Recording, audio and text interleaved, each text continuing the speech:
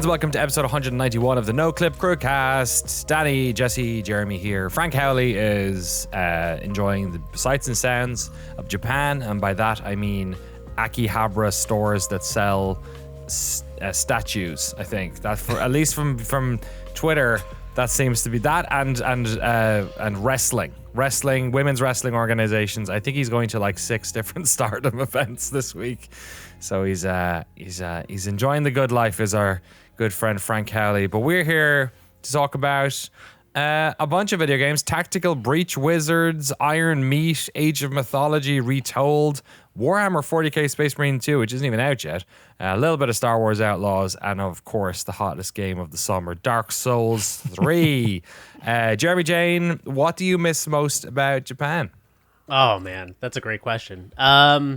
The food, I don't know. The best night we had there was when we went out to Nakano, and just went to like some izakayas and some bars and stuff, and just, I don't know, just like met random people and had fun little experience. I recently looked up, because I've been planning another trip to Japan, the bar that, do you remember the bar we went to that night? It was the end of the night in Nakano, and we went to like an 80s karaoke bar. Yes, it was downstairs, right? It was, yeah. Yes. I sung Africa. Yeah. And then I think we're the only gaijin in there, and someone put on Queen, and for some reason everyone looked at us like as if like these guys know Queen. It's Freddie Mercury, your president, right? Yeah, exactly. So I looked it up. It's Juku 80s in Nakano. I found it on Google Maps the other day. Juku 80s. Oh, that's amazing. You actually found it. Was that the night we were out with? I don't think we ever told the story. We were out with Ludwig, right? Yeah. Yeah. Ludwig Forcell. No, not Ludwig the streamer. Ludwig Forcell, who is the composer on Death Stranding. He knew we were in town when we were doing. That was the years that we were doing the Final Fantasy stuff, and he hit us up and he brought us around. He was a good proxy, I guess, for a Westerner who wants to explore some of the stuff below the surface in Tokyo. We did not get to go to the Kojima Productions. I was going to say, you should have got him into, hey guys, come on, we'll get you scanned. It's funny, next time.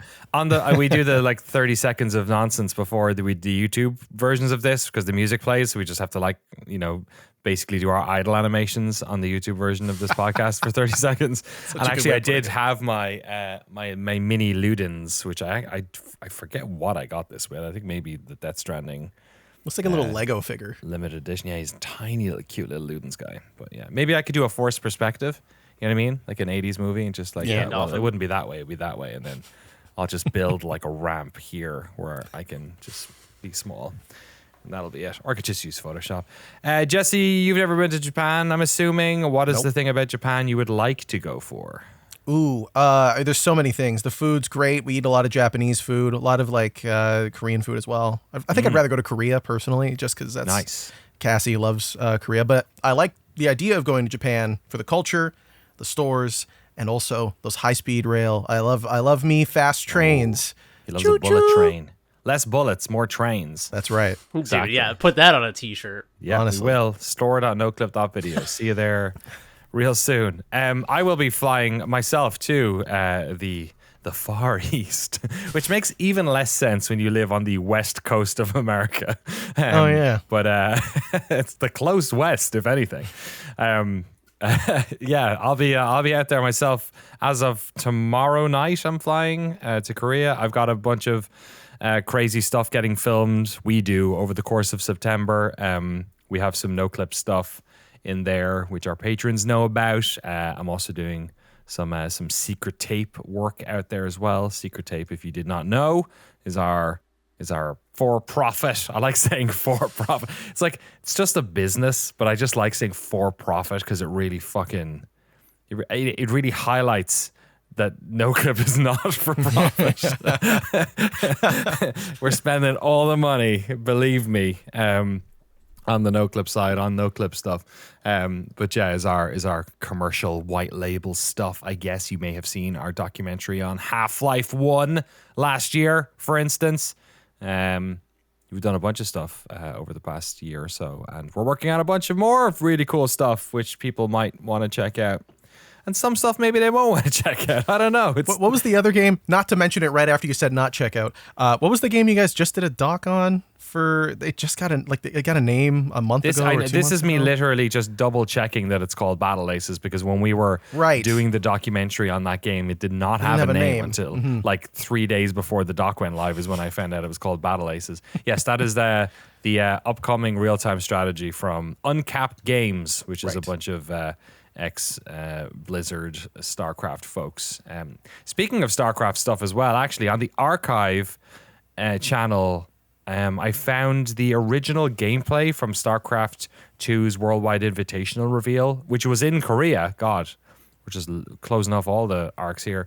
When they first showed, it's about time, the great little trailer, they did a gameplay portion with the Protoss, and it either has like really weird, like kind of grating commentary over it because the recording wasn't great, or it's super low res.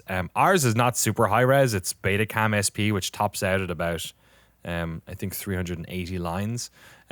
So like 720 would be the closest comparison you'd say. This isn't even that.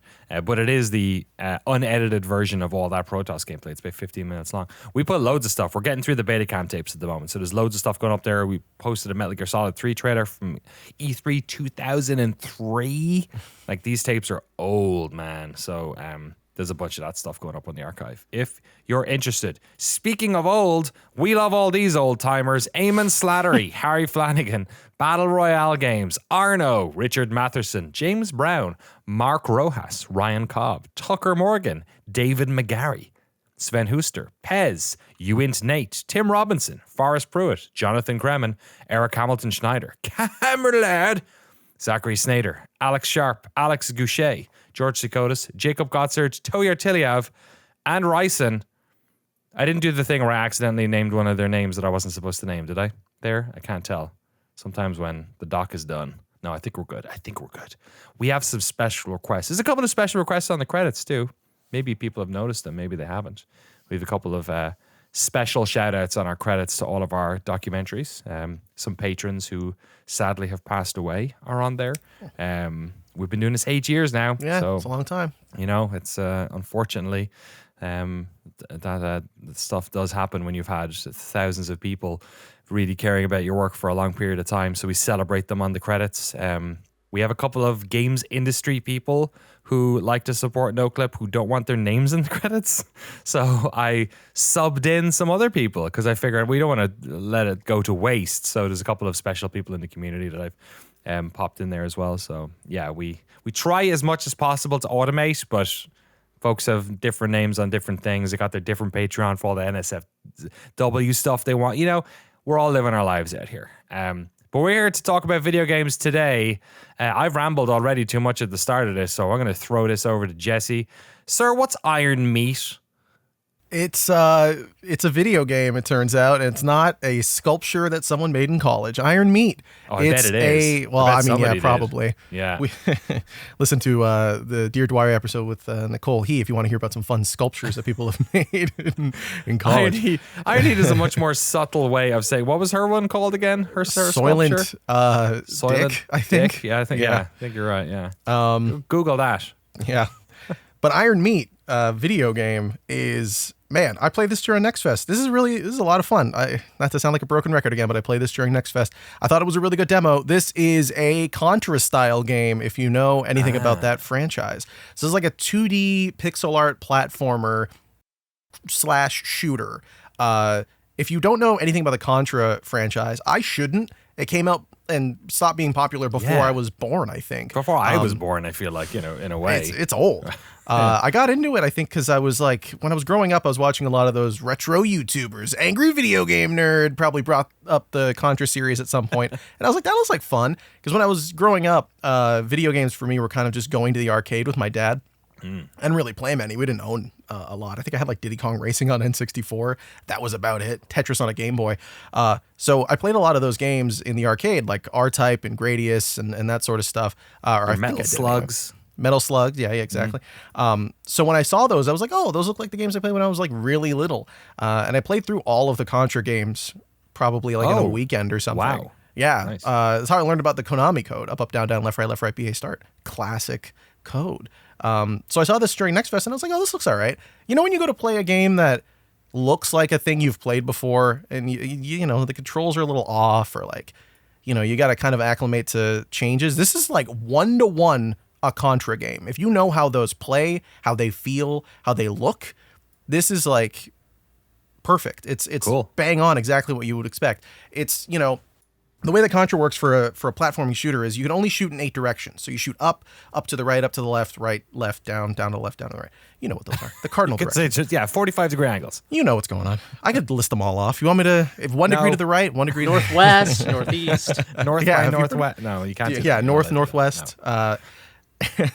And you can like lock yourself in place and all of the buttons feel right. Like if you've played the Contra games, it all works exactly the way you would expect. All the buttons are exactly where they are. You hold right trigger, you stand in place and you can shoot from a direction. And that's part of the challenge, right? Is like positioning yourself to dodge your enemy's bullets and the enemies as they move towards you. Because you're moving to the right of the screen the whole time, like a traditional 2D platformer. And enemies are coming towards you and there's bullets to dodge and everything. You have a jump, but it's a fixed arc. So you kind of have to time your positioning really well. Yeah. Yeah. And it all really nails a lot of that. There's a lot of those like bullets that you can barely see from the Contra series that hit you and kill you and it makes you upset. That's in this game as well. And I think the thing that made me want to highlight it, because it's not just like a really good version of a Contra game. It has some of the best pixel art, period, that I've like ever seen in a game in motion. Some of the boss fights in this game are like mind-blowingly good looking. One of the first one or the second one I think that you see in the demo that's on Steam is like so good. Like it's just this like snake train thing and like there's stuff going on in the background in every level in Iron Meat that is just like fun. There's lots of action going on, like Metal Slug and like the original Contra games. The story isn't really there, but there are these little moments told throughout your run in each level where there's like a character who pops up and throws you an item. And like, that's fun. Like, you know, you're flying through a city skyscrapers and like just fighting enemies on these flying battleships and things are falling and there's like things to interact with and shoot. And there's just so many layers and moments to this that if you have any nostalgia for the Contra games, you are just going to absolutely love this. Important question then. Does it have co-op? I believe it does. Yes. Every time you go to start it up, you don't like reload from a save. You pick a level. And when you go to pick a level, you can do 1 or 2 player. Excellent. So okay. It's even there for it that. Passed the Contra sniff test. I see. On the Steam page, there's a couple of GIFs here, and I see the fucking whatever snake train thing you're referring to. It looks pretty intense. Also, it doesn't seem like it's out until September 25th. Do you have that early or something? I got a code from Retroware. They emailed me. I think I was just on the list, their email list from PAX when I went. So they hit me up and they're like, "You want to play this early?" And I was like, "I played the Next Fest. I'll play it early, please." Is there embargo on it? Embargo was the 27th, so we're good. There we go. Yep. Perfect. Don't worry. I triple checked. I've wanted to talk about this for a while because it's pretty good. It's one of those games you just play over and over again. Sorry, Jim. It's not out until September 25th. It sounds like, but the demo is available right now. And you said what? It's the first 2 levels. It sounds like. Yeah, it's basically the first 2 levels. It also has all of the unlocks. You know, it's like a Contra game. It's short. It's very short. It's like 9 levels. So you can beat it in an afternoon and a weekend if it takes you a little while.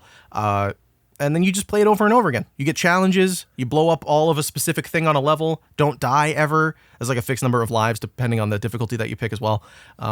It's just fun. There's lots of great little things. You can customize your character in a lot of fun ways. This is a great arcade game. If you're looking for something to crush in an afternoon and then play in an afternoon with a buddy, 100% because you like the challenge of an arcade game. Again, if you have any nostalgia for those games. Also, the music is really, really good. It's like this like death metal, like when you're fighting all these enemies. And maybe. Looking at the gameplay here, I'm like, it matches perfectly. Right. Yep, but it sounds really good. It's really good. It's a banana. Yeah. Is a dinosaur high school girl that I dressed up as for a little while. Awesome. That was fun. Yeah, why not? Great. It's got Frank's covered then. That's great. Yeah, exactly. I feel like and Minions fans. I feel like at some point in this game, somebody should say Hank Hill's catchphrase, "Taste the heat, not the meat," because this game is called Iron Meat. I feel like there should be a Hank Hill cameo in this game. That is a good quote. There you go. Get him in. I mean, Balatro now has fucking Witcher, Dave the Diver, Yeah. Vampire Does it Survivors, really? and It does. Among Us. Yeah, Yep. they just They're added Fortniting it. yeah, the multiverse was in Balatro all along. Who knew? And that's Iron Meat. Check it out now on Steam. Well, check it Do out you in know a if it's month on coming? Steam. Anything else? I think it's coming to other platforms. I didn't check that. I got the code on Steam, so bad Give journalism. it a little check there. Yeah. Looks like it could work well on a Switch, but who knows? Indie teams sometimes take their time with that stuff.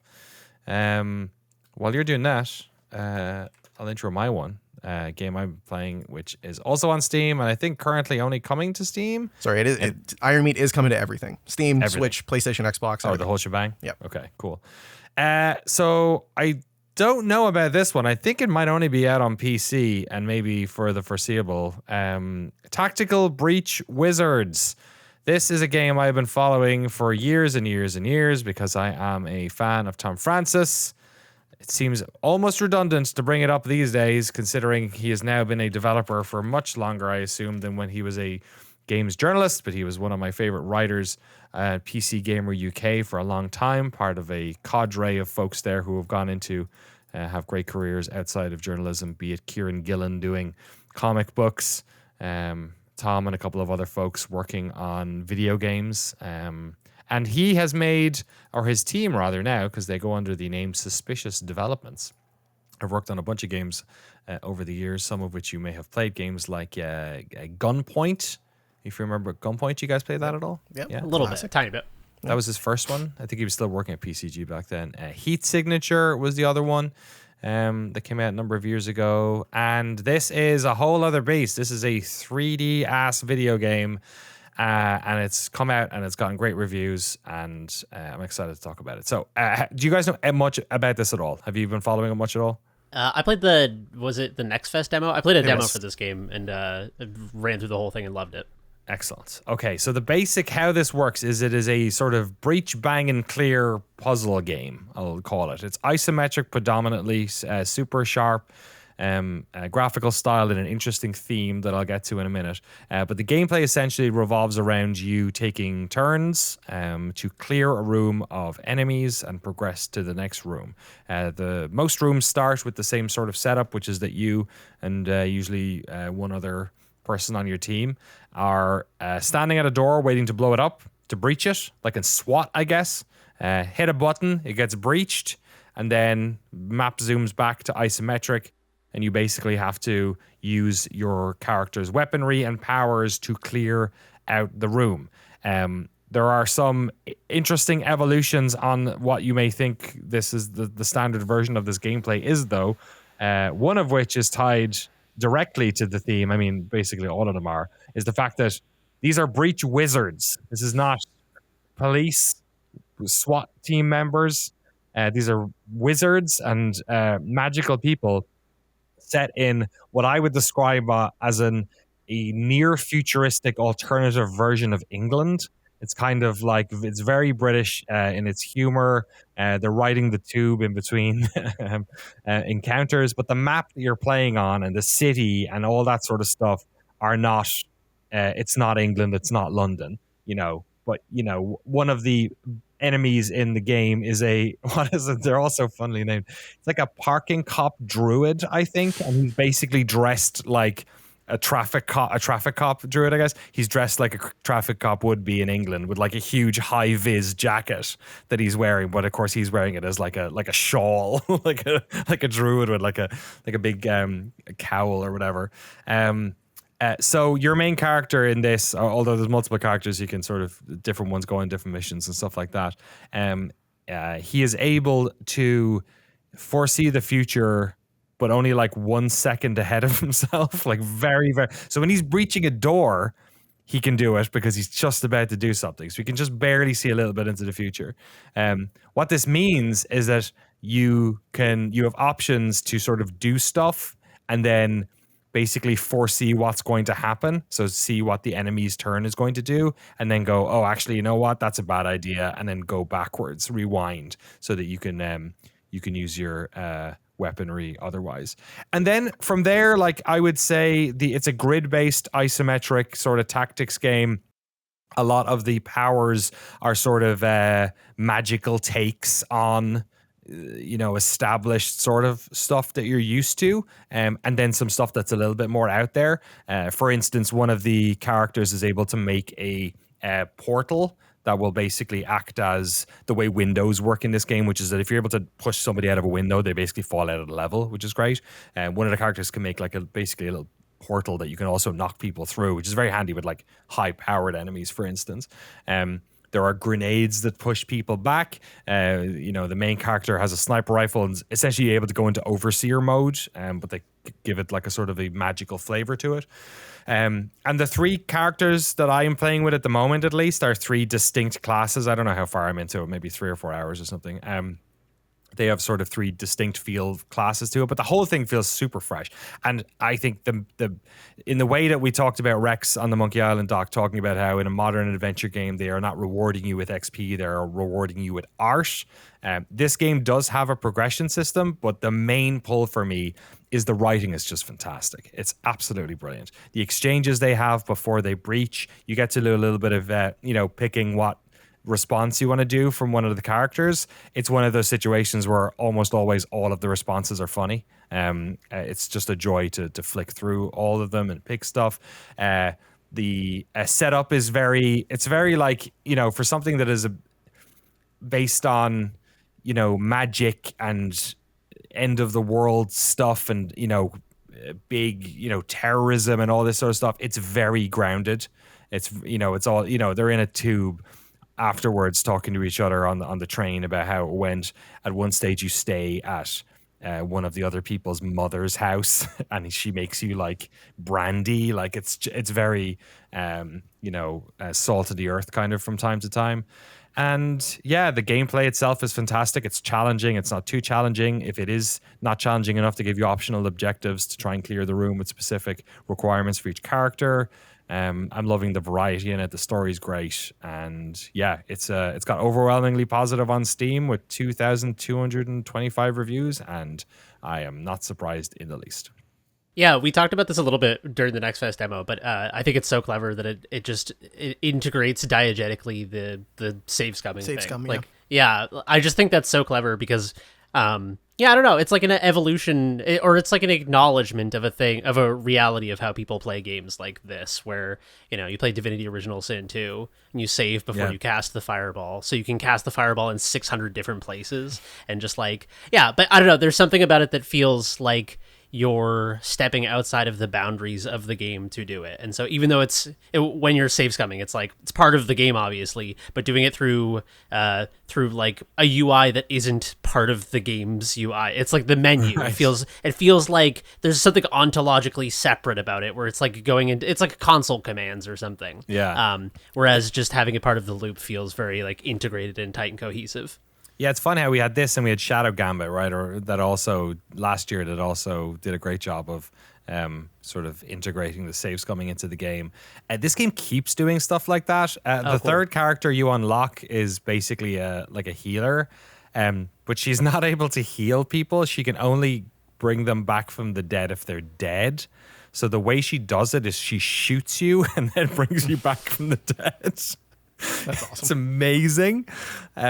So that has its own tactical things where like you can put yourself in a position where you die and then maybe it's advantageous to stay dead for a while and then or die in a certain spot, I guess, things like that. It's playful. Like I think this is probably, Heat Signature came out a while ago, so I think they've been working on this for a decent amount of time. 2017. So wow. It feels like a game that, and Tom has been doing, on his YouTube channel, it's either Tom Francis or Pentaduct, I'm not sure. It's his username or something like that. It's one of those usernames I've never said out loud, but I've read it for like 20 years or 10 years.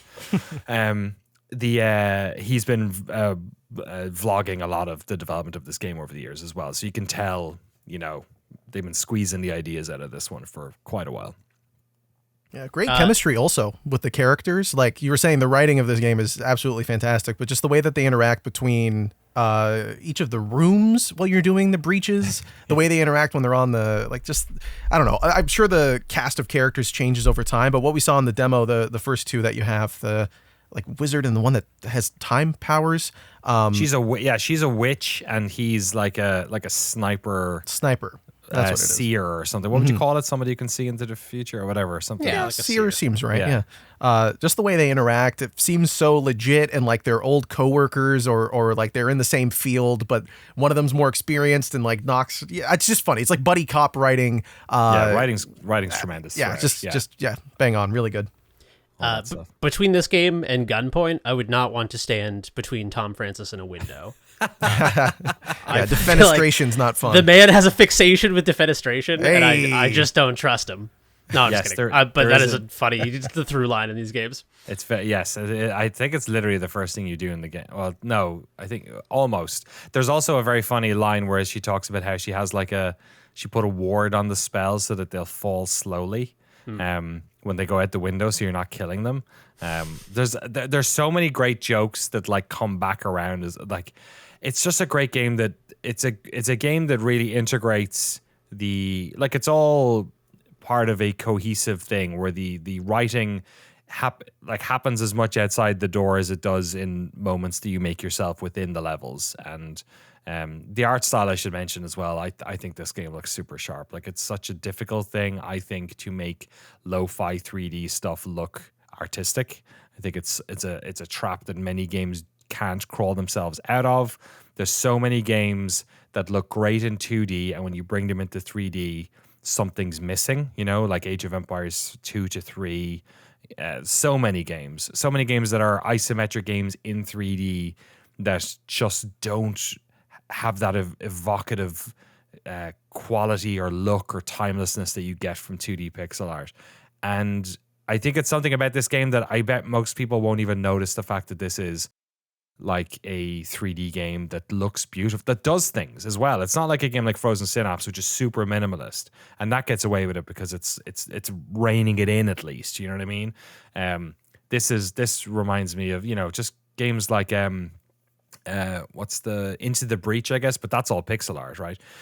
This game is fully 3D, but fixed perspective for the most part, but it just looks great. Like, the art direction on it is super smart. The lighting's really good. The character, the models are very evocative, even though, they don't have eyeballs and they don't have that many points of articulation on their face. But the writing and the animation of the bodies and all that, it does enough. It's a really smartly designed game. And I think the other thing, and this is, maybe this sounds a little bit now, I'm just blowing smoke up of somebody's arse who I respect, but I think it's been really hard for a lot of developers who made single dev games about 10 or 12 or 15 years ago to make the transition, to make the type of games that you need to these days. And it's funny, I think we talked about John Blow last week, how the Braid re-release seems to have not done particularly well, and Thekla might be in trouble as a result. I thought previously his work moving from Braid to The Witness was an example of somebody who had done a really good job of making that transition to making a game that felt maybe triple I or whatever you want to call it, right? Like, but predominantly just that 2D to 3D thing, which maybe it's because I grew up in the Commodore era where so many British studios just could not make that jump, either on PC or on consoles or home computers, and they all died. Like, Bitmap Brothers disappeared, Sensible Software disappeared. So many of these teams just couldn't make that transition. And I think this is just a really great accomplishment to be able to have gone from a game that 2D development and heat signature and in Gunpoint to a game that is a 3D game out and out.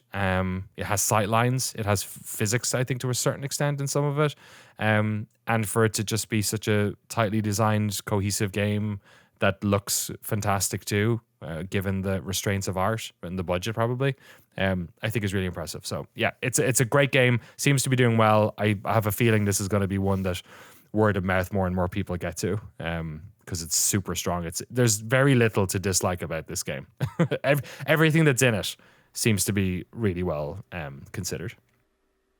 Yeah, looks awesome. I'm psyched to play it. I'm a huge fan of Into the Breach, and it's kind of like, it's led me down a trail of kind of like disappointment with a lot of tactics games because it's so great that it's kind of hard to live up to, especially when you go back and play like older tactics RPGs. Sometimes the story will be really strong and then the combat system is really simplified or whatever.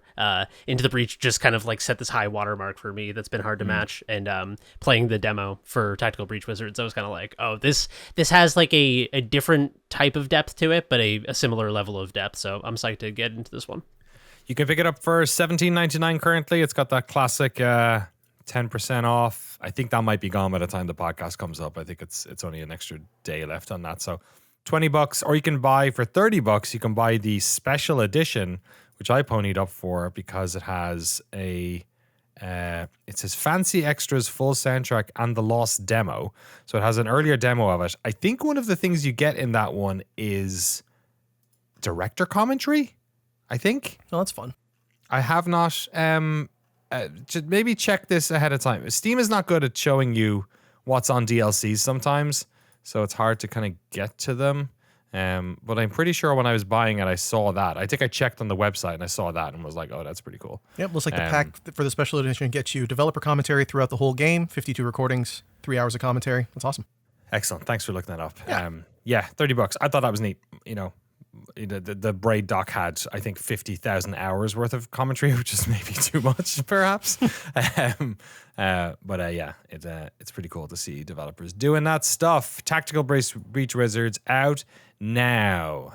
Jesse, before we jump to Jeremy for a second, we might do Jeremy last. Let's see, because my one's going to be pretty short. Jeremy. Do you want to briefly talk about Star Wars Outlaws? Because I know you've only played a little bit and you've been swinging kind of left and right on this one, right? Yeah, Star Wars Outlaws, new video game, Ubisoft? I don't care how you say it. I know a lot of people they have their opinions on Ubisoft. Totally understand. I think this game, though, is definitely worth checking out if you like Star Wars. So if you don't know what this game is, have you played a Ubisoft game in the last 12 years? It's like that. It's what Ubisoft, I think, does best is when they make these games, they acknowledge, and I'm pretty sure I read an article or watched a GDC talk, where they take all of their systems from all their games and kind of like put them on top of each other. Like the Eagle stuff from Far Cry Primal has become core to the Assassin's Creed series, or I think it still is. I don't know if they're still doing it in Shadows. So they pile on a lot of systems and use them between their games, which is great. It's a good way to make, the kinds of games that Ubisoft makes. Is it? For the kinds of games that Ubisoft makes. Sure. I don't know if necessarily it's for everyone. I think if they just want to make games that have a lot of systems, it works because they get to use their systems. I guess. Exactly. Yeah. They make a lot of money. Is this open world? I didn't think it was an open world game. Yeah, so Star Wars Outlaws, like the Assassin's Creed games and like Far Cry and everything, is sort of open world, sort of not. There's like internal areas that you can go to that are like, this is a dungeon, quote unquote. But for the most part, this is like a big universe video game. You go to a planet and you do some things on the planet. And it's like Star Wars in that there's like a small number of them that are worth going to and the rest of them are just trash planets.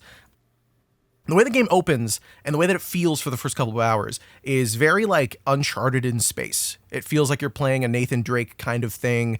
You actually get a grappling hook right away and can like swing from things. And I'm pretty sure it's physics based, or at least it feels like it is, because you can adjust the length of the rope and like pendulum swing. I haven't used that in any puzzles yet. But you're playing as this character named K-Vess, who has a little companion named Nyx, who looks like a furry axolotl. It's actually really fun. Oh, nice. And you use the Nyx character, to like do things for you.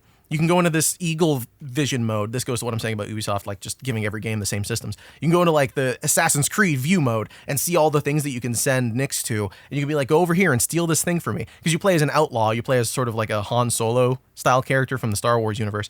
And you're all about stealing stuff. Yeah, how interesting. They've done that again. Yeah. Okay, fifth time. Great. There's only like 6 character archetypes in the Star Wars universe. So what do you like and what do you not like? It's a 3D character action game. Seems like it's in the vein of most 3D character action games.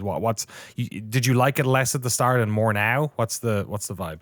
Yeah, it's weird, right? On the one hand, I think that when I started playing it, the first couple of hours were very straightforward. It's very linear. It's very like you're on I don't remember what the name of the place is, but like the gambling area that they're in one of the Star Wars movies.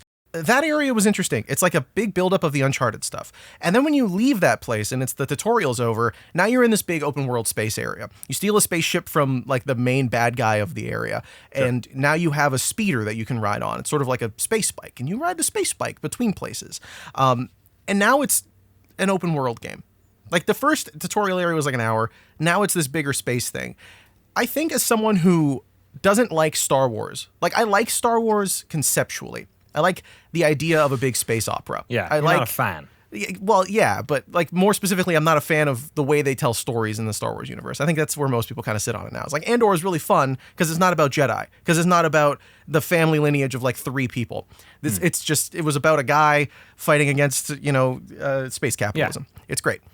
This one is doing the same, like Star Wars Outlaws is doing the same kind of thing where when you play it in a specific way, it's a game about small spaces. This is what I like about it. Is like it's a game about what it's like to be in the Star Wars world, walking around, interacting with the characters, seeing what the places are like. It's like a tourism game.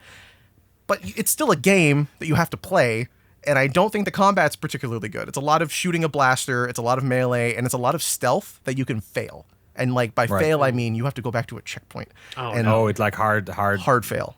It fails you. Okay. That just sucks. It's not fun. Especially in an open world game, I feel like it's kind of antithetical that's to the sandboxy simulation of like, I'm in Star Wars world, I should be able to go weapons hot. Exactly. And I think the stealth that you could fail is typically in like a more instance sort of area, still, it doesn't really resolve the problem of that feeling not great in 2024. Yeah. Metal Gear Solid Ground Zeroes came out like fucking 8 years ago. We figured this out. Yeah, we're past that. So it's just there's this it's got that Ubisoft thing, the launch Ubisoft thing, where there's like so many problems. You shouldn't play it early. You just wait 6 months, they'll fix it. It'll be cheaper. Are you sure? It sounds like gameplay wise, there's issues you don't like about it. Obviously, it's not reviewed particularly well or poorly. It seems like it's about where I think people expected it, 78, 77. Yeah. Like I was saying, it's gotten better. I'm just having a tough time talking about it because I played it for the first couple hours and I was like, I don't really like this very much. And then I played it for a couple more hours and I was like, oh, I like this again. Which means there's chunks of it that are good. There's chunks of it that I think are worth playing. Yeah. But also parts of it that aren't too solid. Also, biggest weirdest little gripe thing: the game launches in 21.9, and there's no 16.9 option. There's just a zoom in option. Interesting. On console, anyway. I think on PC, in the PC features video, it has like, it's going RTX, global illumination, 16 by 9. 16 by 9. Yeah, that was one of the things. The future is here. We're like, what are you talking about? I saw that. That's why they did that. I was wondering why they did that. It was because the console version natively is anamorphic or whatever. Yeah, it's got the letterboxing, and then the other option is zoomed in. And there's a thing that tells you some of the UI buttons will be cut off by the zoom in from the screen. That's bad. Is the 21.9 cool though? Like, is it Lawrence of Arabia like fucking anamorphic cool, or is it just the game is beautiful? Weird? It looks very nice, and there are a lot of moments where you can press a button and like stand still and look at the beautiful vista. It does a lot of camera framing stuff, which is cool too in the 21.9. Like there will be bits where you're climbing up something and the camera will turn and K-Vess is off to the side with Nyx on her back, and you can see the vista in the background. And then when you put it in zoom in mode, it doesn't look as good. So you kind of it's like, and it's worse because you know what you've lost. It's like you're sacrificed. It's like when you're watching a movie on your phone and you like do the zoom in thing to fill the phone. And I was gonna say when you watch it like Die Hard on cable, on VHS or something. Yeah, exactly. And then he's like looking at someone. He's like, "What's the deal with this?" And there's like half of a guy's face on the edge of the screen. Yes. Shit. The bad pan and scan Star Wars game. Yeah. Okay, there you go. Star Wars Outlaws. Maybe we'll talk about it next week a little bit more. Or not because you played it. Maybe I'll say it sucks. I also got it on Ubisoft Plus. I did not buy. I'm playing it early. It's 3 days early if you get the extra extreme $140 edition. I didn't do that. Is that the version where I saw a Reddit thread yesterday? So please, if I'm wrong, I'm sorry. This may not be accurate. This may just be people dogpiling on this game. I can't tell. But I saw a Reddit thread yesterday. It was like they had a bug because they patched the day one patch of the game. So if you started your playtest on the pre-release version, it would delete you'd have to start again. Yeah. They were saying like if you kept playing, then you there's a very high chance you'll get hard locked out of something, which is insane. Are they punishing the people who spent $120 on their game? This is what I was getting at when I said it has the Ubisoft problem, where like you wait 6 months and play this later. This game has a ton of bugs. I have seen clips that are bad. Usually I'm pretty good at avoiding bugs. I don't know if I have that dog in me or something, or don't have that dog in me to find them. But for whatever reason, I never get bugs in games. People get a lot of bugs. And I got bugs in this right away. I had like people running through doors that were locked and then standing still in front of me being like, where is she? I'm like, what the hell's going on? But the particular bug that you're talking about is, yes, that is true. As far as I'm aware, if you played, at least on PS5 specifically, and it was the version of the game that's currently available yesterday. Well, not available now because it's a new update. But if you played yesterday for like any amount of time, they're like, just delete your save and start over again, including like if you played 10 hours, because there's some progression bug based off a choice that you can make very early on with one of the factions that will gate you from not being able to move forward. So they're like, bad. I don't know, man.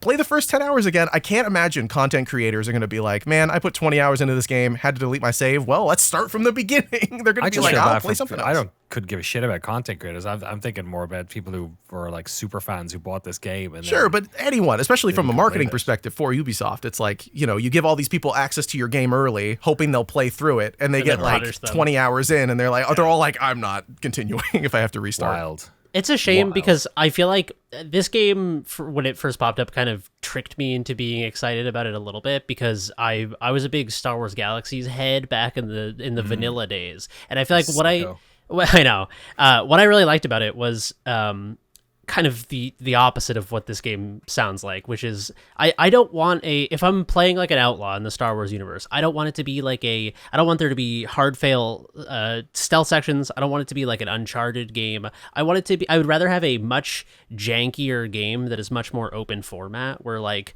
understand they're trying to tell a story with this and that's cool, but the version of this game that I would want is one where they're like, you're an outlaw, here's this goal, and then like just lets you poke around the world kind of at your own leisure. And it sounds like this game is the opposite of that, which is really sad. Well, so what you're saying, Jeremy, is like true. I completely agree that I would rather play a Star Wars game that's like that has like, you know, hunting and stuff and all that. But this game does kind of have parts of that. There's like a faction system where there's quests that you can do for certain factions, which increase your ability to do other faction things. It's a faction quest. And there's bits where like you're roaming the area and there will be stuff to find. It's an open world game. It kind of works like that.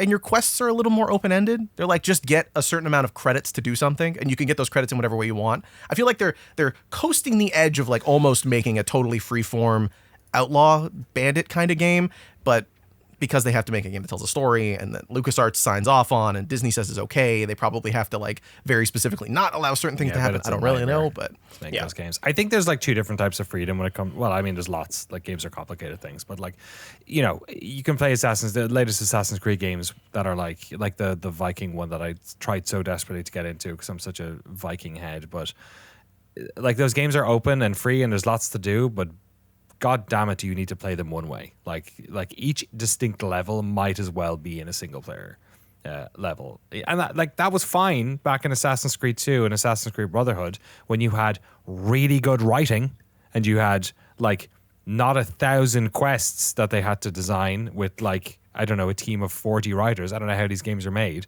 They had much fewer and far fewer writers. And I think like that's one of the biggest problems that you run into with a lot of these games. I'm playing Tactical Breach, like between Baldur's Gate, Tactical Breach, like all the time we are now talking about these games with fantastic writing and Pentiment.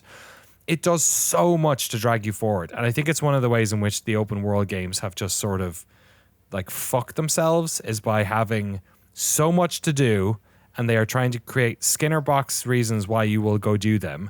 And the old reason why people would play games, at least, you know, not all games, but lots of games, basically the entire adventure game genre, most decent, like fucking Soul Reaver. Soul Reaver 1 does not play very well. There's lots of annoying shit. There's like the camera is busted. There's flying puzzles in that game.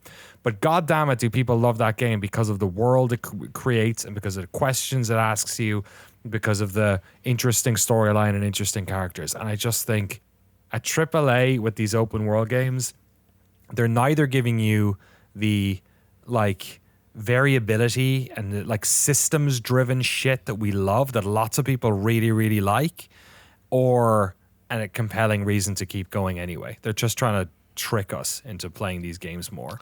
And it's just it's a bummer. It's like I've been thinking a lot about this recently. I think a huge part of it has to do with just an attitude towards open world game design and prioritizing sort of like emergent and missable phenomenon, because Yes. I feel like the reason it feels special when you're in an open world game is if you do something or run into something that feels like you just as easily could have missed it and you're having kind of a unique experience. So like in Valheim, one of an experience like this that is emergent but that most people will get is when like a giant troll walks through the woods and surprises you and your friends. And it's like, because it's not a scripted event, it's just a thing that happens in the world. I don't know if the engine is like nudging that troll towards you or not, but for all intents and purposes, it's just wandering around. And you have this emergent experience where it's like, do we engage? Do we like start shooting arrows into this giant? I mean, you could have something like that in a Star Wars world that I just feel like it's hard to make that cohere with a story-driven game, and it's hard to make that not feel just like random things that are happening. As opposed, it's just a very different ethos about game design. And what I was saying about Star Wars Galaxies is like the things that I liked about the game and the things that got me excited about playing it were like, I want to run like a droid shop with my friend, and it's like you can't have a story-driven game where it's like, and then the hero went off and opened a droid shop. It's so maybe the argument is, if you're not going to do a good story, then stop trying to do stories. Yes, like, 100%. Maybe there is no better IP in the world for someone to make a game around that doesn't have a fucking story than Star Wars, because Star Wars stories are just bad. There was the 3 old ones. It was the fucking 1970s. Sci-fi basically didn't exist. And it was Akira Kurosawa, and he was just ripping off The Hidden Fortress. Exactly. Yes. True. And Spaghetti Western in Space, which was ripping off of all those old, Sergio Leone fucking wears his hearts on his sleeve, right? Yeah. So yeah, like, and it's a totally different world, and we don't live in that world anymore. And I'm so glad we don't live in a world where people are like remaking. There's not like 58 different new Matrix movies because it doesn't work. We know now. We have turned away from the shadows on the cave wall, and we have seen that there is something else, and you can't go back there. And and like Andor does a good job, because Andor doesn't give a fuck that it's in Star Wars. It just tells a story. So I guess like that's the problem, is that they're going to have to add to the Star Wars thing. But like, I don't give a shit what Kyle Katarn did in Dark Forces. Those games were rad because they were just first person shooters, and I got to shoot fucking blasters and at those guys. That was fun. What's the modern day equivalent of that? I don't know. Is it doing an open world game that's light on the story? Is it doing I guess a multiplayer game is totally different, but yeah, if the thing that people want to do is explore the weird worlds. Yeah, because the world building is so strong in Star Wars. Like that's why that's why growing up, like me and my brother had books where there were like exploded mechanical diagrams of ATSTs, and you're like, oh cool, that's the power conduit. Like it's not real, I don't care, but it's interesting because the world building of Star Wars is so interesting. And same with like Star Wars Battlefront, like it doesn't, there's no, I think that there was like a single player mode. I don't think it had a story, or if it did, it was incredibly loose framing, but it was just like the world is cool, the tech is cool, the designs are cool, it's like space Nazis, like it rules. It's just a fun world to be in. And like you said, if you don't have a great story, don't tell it. I'd play a fucking city builder that was in the Star Wars universe. Yeah That'd be, you know what I mean, because like that's half of that is doing that, or like a Crazy Taxi or so, you know what I mean. Like use the world and drop everything else. I just think the quality of writing in gaming, there's such great writing, and then there's a fucking cliff. And maybe it's because, and like the problem is that like also whenever I think about this, I think about immersive sims that never sold, and I think about how many people watch The Big Bang Theory, and I go, is that who these Ubisoft games are targeting? A lot of them, like not all of them. There's some great ones as well, but is that what they're doing? Are they aiming for this sort of less discerning mass market audience? I don't know if games has as much of that though. I don't really necessarily think that that's the goal. It might just be what happens. They're big franchises, right? I think Assassin's Creed. They employ so many people in their marketing, and they have a goal. Believe me, we don't know what the goal is, but they are targeting a specific demographic at that level. Of course, I think they're trying to cast the net really wide. That all the Assassin's Creed games have turned into not Assassin's Creed games. I mean, since Origins onward, right? It's try to appeal to as many people as possible. That I think that's really the bottom line of it. That's why you do a Star Wars game, and you don't try to very specifically tell one cool story. You try to just be like, hey, here's Jabba the Hutt. Remember Jabba the Hutt? Everyone knows Jabba the Hutt. Big slug guy. I was so disappointed when I saw him. But I think Assassin's Creed, I think, like, obviously I talked about X-Defiant earlier this year. I don't really fuck with that game much anymore, but like I thought it was cool when it launched. It was like a fun shooter for like 3 days that I played, and it was enjoyable. Like, I think Ubisoft, like any big AAA studio, is just making video games for the most people it can. And they happen to have the most systems to pull from, an engine that they can use for every single game that has as many things as they can do to appeal to people. I think Star Wars Outlaws does a lot of the stuff that you guys are saying is cool about Star Wars, like having an interesting world. The things about Star Wars that are cool is not Luke Skywalker. The thing that's cool is like big fucking like machine with 2 legs stomping around and everything. For and you, like, though, right? That's well, you guys are just saying that the thing you like but about that's it is for that- us. Yeah, sure. What of I'm course. saying is, I'm not assuming that my tastes apply to that mass market. I think there is a delineation between the games that Ubisoft in particular make and the games that other AAA studios make. I think there's a reason why we talk about Ubisoft games in a certain way, why we almost use it as an adjective. And I've always been interested in what that is. And to me, at least, I think that what they are doing is trying to appeal to some sort of global, broader, sort of genre fluid gamer in a way. Yep. In a way that, like, you don't see with other AAA studios. Like Activision are very much targeting with their Call of Duty games a specific type of gamer. They know how big that market is and all that sort of stuff.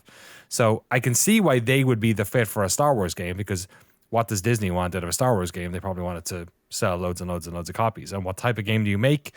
I guess, do you make one of these Assassin's Creed games because they sort of appeal to this large blob audience? I don't know. I totally agree. I think that I don't know where this like seed was planted. If I had to identify it, I would say maybe the Grand Theft Auto series post 3 kind of planted the seed. But I feel like there was a moment where people who did not consider themselves gamers, people who just had a life and then they also played video games, it like permeated as games shifted into the mainstream. The idea of like the platonic ideal of a video game that I play when I get home from work is like a big open world game with a story. And I feel like that's why like Elden Ring blew up so much. It's not that it's like it's pretty similar to other Souls games, but like Dark Souls when it came out was this obscure niche weird thing. It had its, cult following that became huge obviously. Eventually, yeah, exactly. But like when I played Dark Souls, I was like, what's this weird fucking game that everyone is like, it's too hard, it's too weird, it's too opaque. And I feel like Elden Ring blew up because it has, at least on the surface, mechanical similarities, and the way it presents is more similar to something like Horizon or something like these. You're right, like a Ubisoft game is like it's a genre agnostic presentation of like open world game, and I just feel like there's a weird way in which they've become beholden to that formula because it's what people expect or something. I don't know. Yeah, I don't know where the soul dropped out for me, because like there are some of them that have it, or they have it in parts. Like there's parts of Origins I really like, and there's parts of the Viking one I really like. And then there's ones that I don't like. 3 I really didn't. I really wanted to like 3 and I didn't.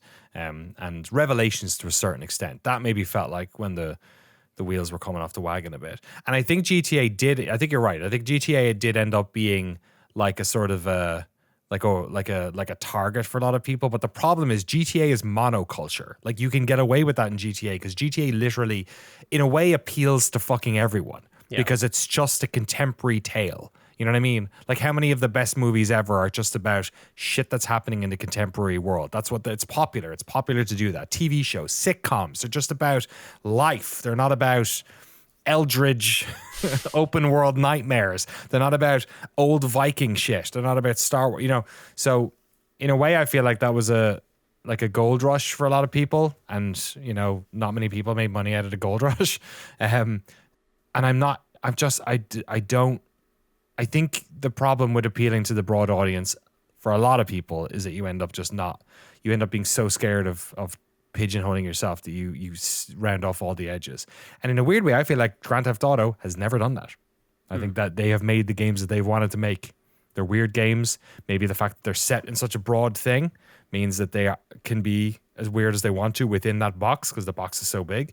But I feel like almost the opposite happens with Assassin's Creed, where because they're pigeonholed into, okay, I don't know if people like feudal Japan, so we're going to try and make this thing appeal to as many people as possible who wouldn't necessarily like feudal Japan, and you end up with like this weird inversion of interest where it's actually the most bland version of something specific. Because that's what I found about the Viking game, for instance, and I don't know if that's the case with the Star Wars one. I've not played it, but I think maybe that's where I'm coming from, at least with this stuff.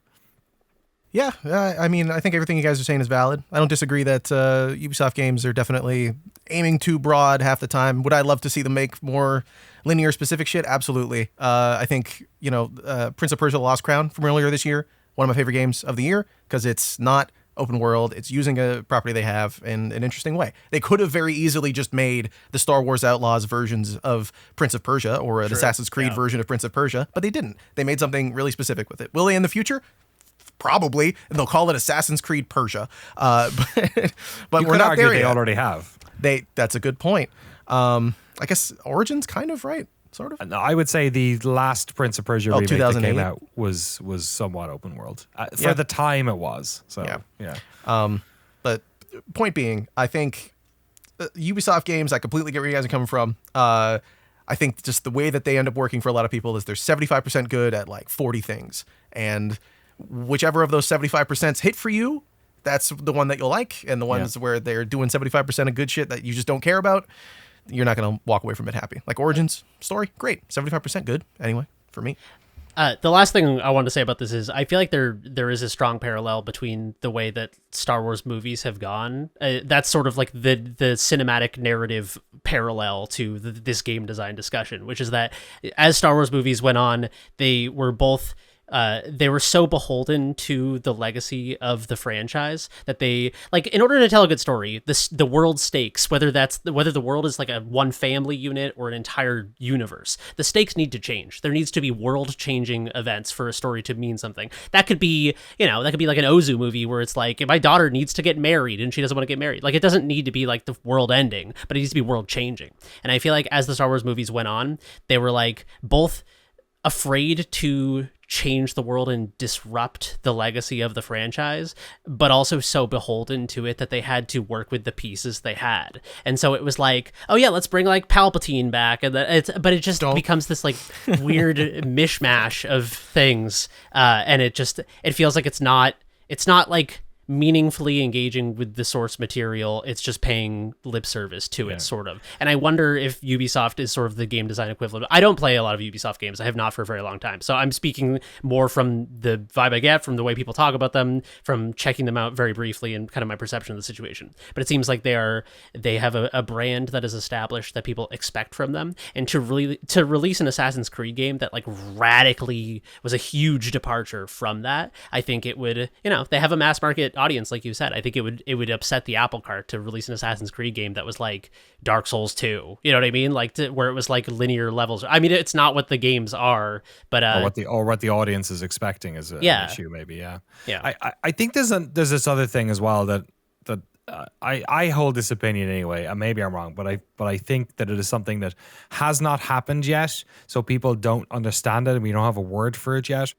But I think, like in years past, when games came out or bands were out or whatever, eventually culture moved on, and you couldn't make things about that anymore, and that was fine.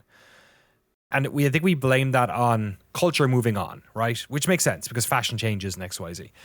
I also think when it comes to franchises, like people always say like, oh, it's Star Wars, it's a whole universe. You can keep telling stories about it. There's infinite stories, right? There's infinite stories we could tell in this world. I think that's wrong. And I think you can squeeze the stone and no more blood drops out of it. And I think we're going to come up against this. I think to a certain extent, it's happening with the Marvel stuff, right? Oh yeah, we're way past that. Because when culture changes, and maybe culture hasn't changed very much in the past 20 years, we do sort of live in monoculture now, but times will change, and then you'll be able to find new, different types of ways of telling stories. But I do think the universes those stories take place in do lose interest. I think the audience loses interest, and I think that you pack those worlds with so much established lore that you cannot move within them. I watched the behind the scenes of Prometheus, the Ridley Scott Alien movie. It's a movie that's very flawed. It's always been a movie I've really enjoyed for lots of reasons. I think the main reason I enjoyed, I think the production design on that movie is fantastic. I think the way it's shot is fantastic, and I think its cast is fantastic. The story is a bit wishy-washy. The trailer basically spoils the entire movie, and you could argue that them going back to the space jockey was kind of a bad idea, even if Ridley Scott had ideas for it. But the reason they went for that was because Ridley Scott and Scott Free wanted to work on another Alien movie, and they looked at 1, 2, 3, and 4 and said, "There's nowhere to go. We cannot go anywhere past Alien 4. There is so much lore baggage that it is impossible to do anything meaningful past it. So we have to go back." And they did go back, and then they did Prometheus, and they did, what was the next one? Covenant. And now they've done the new one, which I enjoyed. But I think now they're stuck. That's it. There's nowhere else to go again, unless you go back beforehand. They've basically filled it up. And I think Star Wars is in that position. I don't think you can meaningfully, unless you deviate so far, like with Andor, that you might as well have done it under a different IP. And I think we're going to run into that problem with lots of stuff. And I think it's happened with Assassin's Creed. I think it's happened with a lot. And it's not because there's no more stories to tell. It's because people don't fucking care about the stories anymore. Well, I think part of the problem, too, is with Star Wars, if you keep trying to dig the hole and like find a new story, pull out a new diamond of a story to tell, how do you do that in Star Wars without doing the annoying thing everyone who wants more Star Wars stories complains about? Where they're like, here's Darth Vader. How do you know it's in a Star Wars universe unless they're doing those references? Right? At a certain point, we're like, oh, we're on a planet in a totally different galaxy. No Skywalker's ever been here. It's like, then it's just Star Wars by name. Then it's like, who cares? 100%. To me, the equivalent of that is, and maybe it's actually interesting, is making a game in an Assassin's Creed world that's a different genre, which is stupid. Yeah. But like, and it's more interesting though, maybe in a weird way. But it's stupid. And no, they announced that. That's what Andor is. Yeah, they announced a bunch of Assassin's Creed games. One of them being Hexy, I think, is the project name, and it's being developed by, I can't remember the guy's name, but he was the head on Watch Dogs 3 and Far Cry 2, and like that. Those games still kind of play like that, but like it just means they've kind of consolidated all of their new game ideas under the banner of Assassin's Creed, or under the banner of, because you can do whatever you want in that universe, right? Yeah. Like to what you're saying. It's just like it's poison for audiences. I think because it just makes them, the ones who care are frustrated by it, and the ones who don't are disengaged. And I think we're going to run into that. I think people are just going to get so apathetic towards the same IPs over and over again, and then they're fucking poisoned. And that's it. It's also just like bad for games as a medium. Like any pocket of culture, any media needs like, you need to like turn over the soil. And I feel like if we're, as an industry, if there is not a vested interest in, in trying new things. I mean, this is why I'm always my clarion call is like, we need to have bigger studios break down into smaller teams and try out more risky, weird projects, because it's like, get Pentiment. Right? Yeah, exactly. Yeah, and Pentiment is 1000%. fucking great. And like, as a result, it's not just that like Pentiment is good and will inspire people like, oh, maybe I could make a historical game. It's also that like, as a culture, Obsidian is enriched by that. It is like trying new things. I mean, this is also why it's important to have like studio legacy, where, I mean, one of the reasons that FromSoft makes great games is they've been making fucking games forever. Or like Larian. Forever, because they never get weekends off. That's true. The crunch is the answer.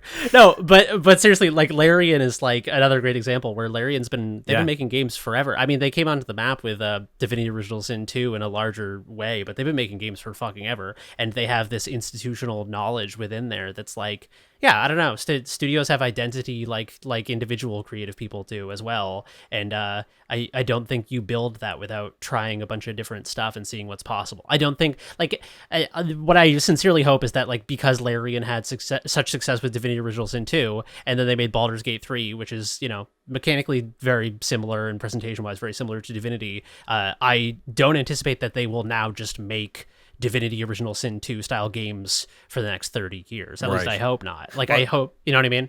Yeah, and that speaks to, I guess, the other issue you run into with studios of any size, which is that people become specialized at very particular things. Like Ubisoft in the past have done some, like, the Prince of Persia one Jesse talked about is a good example. Grow Home and Grow Up. Yep. Do you remember those? They were like The tech UB Art demos, games. basically. Yeah. Yeah, they were cool. Yeah, UB Art. Yeah, what was the one? Child of stuff? Light and Rayman Origins and Legends, Yes. Valiant Hearts. Valiant Hearts. That's what I was thinking of. Yeah, so they have done this stuff in the past. I'm not sure if they're not doing it much anymore or what the deal is. But it becomes a problem when you have basically, like Larian now are able to make really great 3D, Baldur's Gate style games, and presumably they'll make more of those. But Ubisoft has like thousands of thousands of thousands of very talented people. And I don't like besmirching any. I'm talking personally. These games clearly sell, right? I'm just talking about my own desires for whatever, but who are trained to make a very particular type of game, and it's harder to move that many people in a new direction than it is to split off Josh Sawyer and a dozen folks and go make Pentiment. Like that's easier to manage than it is to change the direction of an entire studio of hundreds of people. Like they know how to make these games, so you can't deviate too far, because then you're basically asking a lot of people who are good at A to do D, and that's not necessarily going to work either. I saw a conversation about developers actually trying to transition to being indie. I don't remember who specifically was talking about it, but transitioning to being indie, but they couldn't really do it. And I think this is part of Ubisoft's problem is like they have a lot of studios that are support studios, but like for one specific thing, like for art, modeling, rigging, and it'll be 30 people or something in a studio somewhere that they can't even name the country of. They just call it like Ubisoft Black. So when those developers want to transition into being indie, they like the only thing that they really know how to like they've done, not the only thing they know how to do, but the only thing they've specialized in for the last 10 years is that one specific thing. Where if you have, like you guys are saying, smaller teams, they're able to sort of wear different hats when they need to. Sometimes it'll be a rigger, and then like maybe you know how to do music and you go do music or sound effects or anything. So like it's that's another part of it too, is like how do you transition those smaller studios within Ubisoft to do their own thing when they're going to need support from other studios anyway. Yeah, especially on those big ones, right? You're right. Like they're more. It's not like factory game dev, but like, and not all Ubisoft studios are like this. The Rabbids people, I think, is a pretty small one. Like Steep, you know what I mean? Like all these other games that they've made over the years that are smaller teams that are probably a little bit more nimble and on their feet. But yeah, like if you were to work at, if you were to pick to work at Ubisoft, or not that people can pick at the moment, the labor market's not super fun at the moment, but Ubisoft or like Bethesda or Valve, or well, Bethesda's different. Bethesda now and Bethesda 5 years ago, probably two different conversations too. Obsidian, like Arcane, like we've seen it. We see it in the docs. Like there is games at a certain scale, and there's a reason why we've never done a Ubisoft one. We've never done Activision. We've never done EA. We did Age of Empires and Command and Conquer, I guess. No, sorry, Command and Conquer. Age of Empires wasn't EA. Part of the reason for that is because it's not as compelling. It's like you need to talk to a lot more people. It's a different type of thing. I'd rather watch the behind the scenes on Alien Covenant than I would Star Wars, one of the new Star Wars movies, because they're just at different scales and you don't have as much agency. Each individual person has less agency. Yeah. All right, we haven't solved it yet, but perhaps one day. The conundrum. Star Wars Outlaws, it's on everything, is it? Probably. It's not on Switch. That one I'm for sure. Good. Someone had the bravery to not release a game on Switch that wasn't up for it. Jeremy, give me 1 second. I'm going to quickly talk about Age of Mythology Retold, which is a game, I guess the embargo dropped yesterday. I wasn't sure. I've been playing this for a while, so this is one that I've been annoyingly not able to talk about every week. So Age of Mythology Retold is the latest in like the World's Edge. We are redoing all of the Age of Empires games. Obviously, we did our documentary on Age of Empires 2, the remaster they did of that. Of course, there was a remaster of Age of Empires 1. There was a remaster of Age of Empires 3. Actually, remaster is selling it short. I'd say remake actually of the. Well, it's not okay. It's these games. they also You're released Age of Empires semantically 4. arguing with yourself. Exactly. Just let him go. Just let him do his thing. Yeah. Age of Mythology is in a similar situation, I guess, that where it is a new 4K asset version of Age of Mythology. Age of Mythology is a 3D game, but I think this version especially does as good a job I have seen of them making it feel old school and have the beauty of a 2D game. I think even better than they did on the Age of Empires 3 remaster. Maybe it's because with 3 you can so easily imagine Age of Empires 2 when you're playing 3 and you go, oh, it's not as slick. Age of Mythology remastered though, or retold, does have some extra quality of life bits and bobs in it. You can make the villagers divide the work up in certain ways. There's a new mode/level thing that's in here as well. A couple of other bits and bobs, but otherwise you're basically playing Age of Mythology. And if you don't know Age of Mythology, it is Age of Empires with gods. So I think mainly it's like the Greek, Egyptian sort of Gaia is in there, and Viking, like the Norse mythos. And you pick a character from one of those. So there's a couple of different ones in each of them. And then as you're playing the game, it's very much like an Age of Empires city builder, where you were then going off and building an army eventually and destroying somebody else. There are slightly fewer buildings.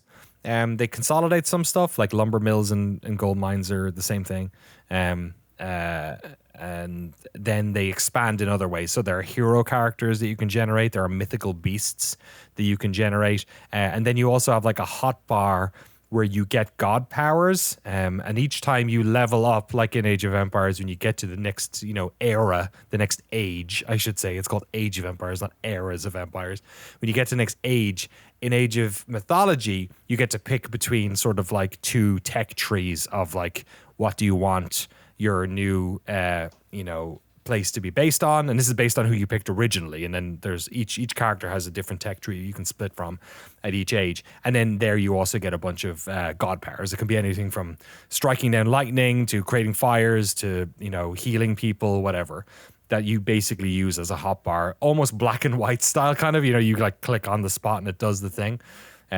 So yeah, it's sort of like a remix of the Age of Empires stuff. This is a faithful recreation of it. It's not their first time doing this. They've done a bunch of these at this stage, World's Edge. They sort of hinted towards this at the end of our Age of Empires doc. It got announced shortly after. And it's not actually out yet. It's out.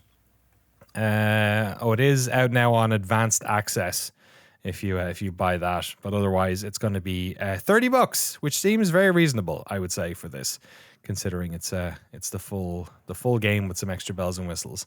It has the weird situation of not being out yet, but it already has 889 very positive reviews on Steam, which must be from people buying the early access version. I'm guessing not the media. They didn't upload their 900 journalists reviewed to it. Steam. Yeah, that might be a bit much. But yeah, it's cool. They did a great job. If you like Age of Mythology, they did a great job.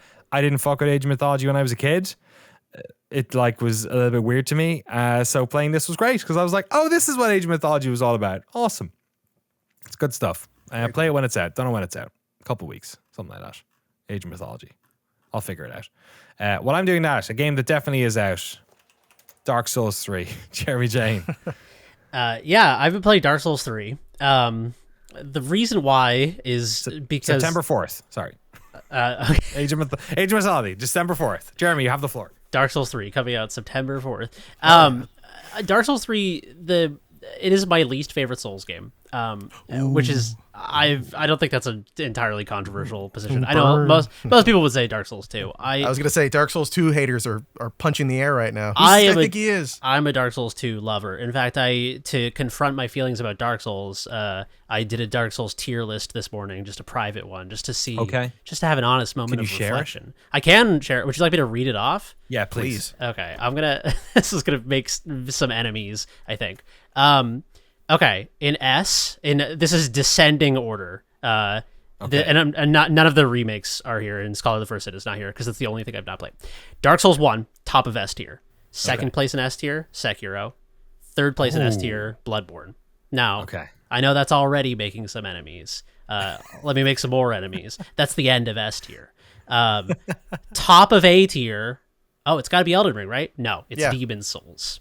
Oh, wow. Nice. I have Okay. Demon's Souls then Elden Ring? and then Elden Ring, Okay. and then Dark Souls 2, and Dark Souls 3 is the only one in B tier, and that is the end of the list. Now, you may ask yourself, Jeremy, are you playing the one game that's not an S or A? Well, I don't own Scholar of the First Sin. I bid $7 for it on eBay, and I'm still waiting for the auction to end. This is because you broke your moratorium on DLC. Yeah, well, yeah, exactly. Well, also, Scholar of the First Sin is like, people are like, oh, it's like the harder version of Dark Souls 2. And it's just, I'll take any excuse to, like, I don't really love replaying games, especially ones that I remember very well, which this is very relevant to Dark Souls 3. But Scholar of the First Sin, they like changed all the item placement and enemy placement, and it's harder. So that sounds awesome. Oh, cool. Okay. But so Dark Souls 3, the reason that I don't like it is the reason I think it is the best one for me to replay. I think it is, in many ways, it is maybe the most polished of the 3 Dark Souls mainline games. But I feel like it's like, it doesn't quite have the sauce that Dark Souls 1 has, and it doesn't have the like weird cartoonishness of Dark Souls 2. And so as I'm replaying Dark Souls 3, I played it like 3-4 years ago for the first time. I don't remember fucking anything from this game. And the reason is because I think that like it's all kind of forgettable, which is, it makes it a great game to replay.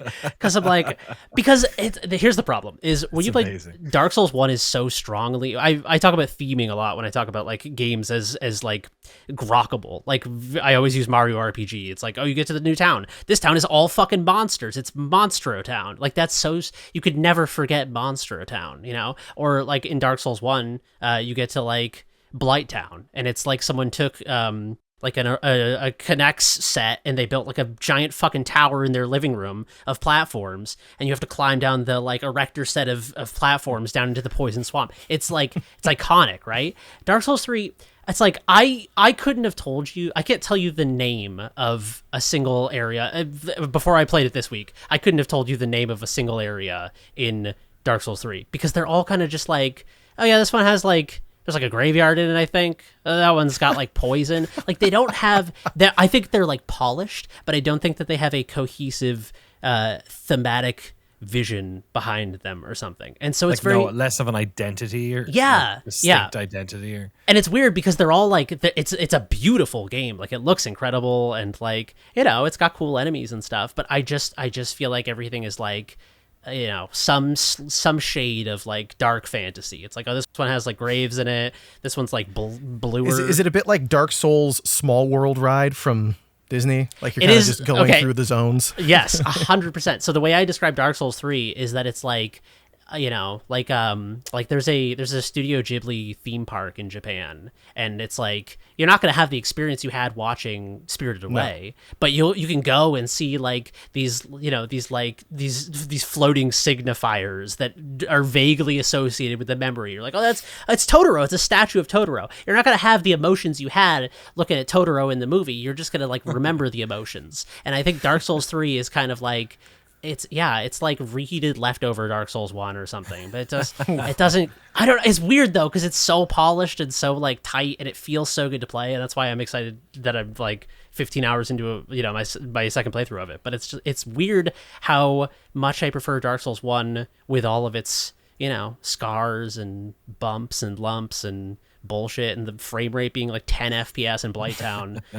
It just has like, it's just got some sauce to it. And yeah, the other weird thing about Dark Souls 3 is that I'm having way more fun playing Dark Souls 3, my least favorite Souls game, than I did playing the Elden Ring DLC. And I don't know why. I know, there's some hard truths I'm dropping here. Yeah, it's pretty hard, right? It seems like a lot of folks found it to be maybe a bit more challenge than enjoyment. I like that aspect of it. I just think that like, maybe it harkens back to what we were talking about with the Star Wars Outlaws thing, that like, I think that Elden Ring was a very interesting genre experiment for FromSoft to do a big open world, and I think it pays off sometimes, especially in the base game, to have this big open world and to have a feeling of discovery. But as I'm going back to a mainline Dark Souls game, and I replayed a little bit of 1 as well, the remaster on Switch, and it's just, there's something about having these like these linear levels, and you keep dying, and you keep doing the same fucking hallway 12 times, and you don't have the option to go ride your horse away and do something else. It like there's something very, maybe I'm just like a sadomasochist. Yeah, there's something about it that is like puts me in like a meditative trance state where I just like put on music or a podcast or something, and I just punish myself for a while. And I think that like, yeah, I don't know. I think the thing that a lot of people liked about Elden Ring is maybe the opposite of what I like about Souls games. So it's been having some real come to Jesus moments playing Dark Souls 3. Maybe you prefer having one obstacle that's directly in front of you than like 20 of them in the background. Yeah. Yeah, it's like if you go to like the grocery store in the middle of nowhere, they have like 2 types of cereal. Right. You're like, well, I know which one I'm getting. Like fucking Lucky Charms, baby. Fuck honey it's nut like choice Cheerios. paralysis in the opposite direction with Elden Ring, Yeah, right? You're like, totally. Fuck, I Like can fight Elden- this thing, but there's this thing, and what about that thing? And I don't want to play anymore. Yeah, it's an embarrassment of riches. And also, like, someone in our Discord was saying that they took a completionist approach to Elden Ring, and it kind of ruined it for them. And I feel like that it is interesting how, because of asset reuse, because, like, you have to reuse assets to make a game as large as Elden Ring, and it doesn't take 20 years to make. Lazy devs. Obviously. Lazy devs, same boss. It's like, you have to, like, only see part of it to maintain the illusion. And, I don't know. It's like, it's almost like a false grandiosity to it or something, and as the illusion wears off and you're like, oh yeah, I could go into the dungeons, it's like the dungeons are great and I have fun with them, but they're kind of like the Chalice dungeons in Bloodborne, where it's like it feels separate and inferior to the rest of the game. It feels like it's just like bonus once you're done with your meal, you get these little after dinner mints or something. So anyway, Dark Souls 3, my least favorite Dark Souls game. Somehow I'm enjoying it more than Elden Ring DLC, and that's causing me a lot of internal turmoil, I'd say. But it's on the A list, isn't it? Didn't you say? No, Dark Souls 3 was B. That's Oh, the you're B saying one? Elden Ring. No. Dark Souls 3 Dark was- Souls 3 is? It Dark on Souls the 3 is Oh, B. sorry. It's on Yeah, it's the What are you- only what are you thing in playing B. it I'm playing it on PC. see. You can buy it there for the low price of $60. Dude, it never goes on sale. That's why I don't have Scholar, because it's been $40 for like a fucking year. It's It's Scholar the First Sin. Like, You can get the season pass for $84.98. dude, it's fucking that's not insane. bad. And I had Dark Souls 2, but I left my PS3 and my Dark Souls 2 copy at my old house, and I left on not great terms with my old roommates due to some weird shit that happened. So like, I sent him a message. I sent him a message and was like, "Can I get my PS3 back?" And he never responded. So Damn. hey, man, if you're listening, dude, I hope you're enjoying Dark Souls 2. Actually, I had a password, but I think the password is just like triangle 4 times. So Now he knows it. Finally, you said it. yeah, that's Exactly. now the leak. You're going to lose a patron tomorrow. They've been waiting for Jeremy to say it this whole time. Yeah, if you're listening, send my fucking PS3 back when you're done with Dark Souls 2, please. I live in constant fear that guy whose name will not be mentioned because it's too specific is listening, and he's waiting for his moment to pounce again. Wait, are you talking about my roommate, or are you talking about the guy who broke into my I'm house? talking about your roommate, whose name I also will not mention. Oh, yeah, which is also very specific. Which is also very specific. Yeah. Of course. No, I'm talking about Vivi. The guy who broke it. Oh, yeah. Yeah, the our guy old who broke friend. into your house. Exactly. Yeah, there was a guy. I'll tell the story. I don't know if we've ever talked about this on the podcast. I definitely will not say his name. Do not say his name. His name might as well be from a fucking Quentin Tarantino movie. It's He's like so specific. Yeah, it's like a Star and Wars character name. evocative. Yeah, exactly. If you ever meet us in person, you can ask about what the guy's name is. And if you Google his name, he has a rap sheet 400 miles long. Like, okay, so this is fucking a whole tangent. Did But I just stumble into? I was home alone one night at my old house. I used to live on the border of Berkeley and Oakland, and not in like DMZ. Yeah, the demilitarized zone of Berkeley and Oakland. And like one street down was Oakland, and it was not the best part of Berkeley. And one night I was home alone, and it was a windy, dark and stormy night, like an Edgar Allan Poe poem. And I had eaten a large edible, and I was just making some music, and I heard like banging outside. And, you know, you're like paranoid and stoned. You're like, well, I'm just freaking myself. It's just the wind. And then I go, and there's like a dude climbing in the window. Like I see him outside, like forcing the window open. So I went and got my my 73 thin line Telecaster that you always see in the background of my shot here. And I was ready to like I was like, I'm going to have to kill a man with a guitar. Like there's nothing I can do. Like I was like, if I call the police, it's like fucking Oakland. Like they're not going to show up in the 30 seconds it takes to stop he's literally this man. breaking into your house at this He was moment, coming in the window. When I came back with the guitar, he was the window was open. He was coming in, and And then I heard the police yell from outside, and he like turned around, and I'm in there like ready to kill a man. And he started running, and the police tackled him. And then I came out, and they were like, "Hey, back the fuck out!" I'm like, "No, I live here." They're like, "Oh, this guy was like trying to get in your window." I'm like, "Yeah, I know." I was like, I saw the whole thing. And so then the police came in. So I have all these police in my house, and I'm incredibly high, and they're like, well, you're going to have to testify against this guy. And I was like, okay, I don't know how this goes. Like, you're the police. Like, tell me how this goes. And so they're like, there's like 6 cops sitting at my dining room table with me. And they're like, okay, well, here's what happens is you got to get on the stand and take this guy down and put him behind bars for good. Cause he's like a repeat offender. Like, we know this guy. They knew his name. And I was like, okay, well, like, what do I have to do? And they're like, well, sign this form that says you'll show up and you'll testify against him in court. And I was like, well, I'm gonna be like, he knows where I live though, like how he's gonna. He knows how badly I locked my window. He's been inside my house. He's seen my guitar, and so. So he knows everything about me. He knows what kind of guitar I have. So I was like, I got into this whole fucking thing where they're like, well, listen, here's the deal. You don't sign this and testify. He comes back anyway because he knows it's an easy fucking hit. And maybe we're not there next time to stop him. But I was like, Jesus Christ, guys. They like strong-armed you into it. Maybe we won't be there. Maybe we will. They literally did. They saw my bloodshot eyes, and they were like, this guy's going to crumble like a fucking house of cards. Here, do a pee test. You've also let them into the house, so I wonder if they can, like...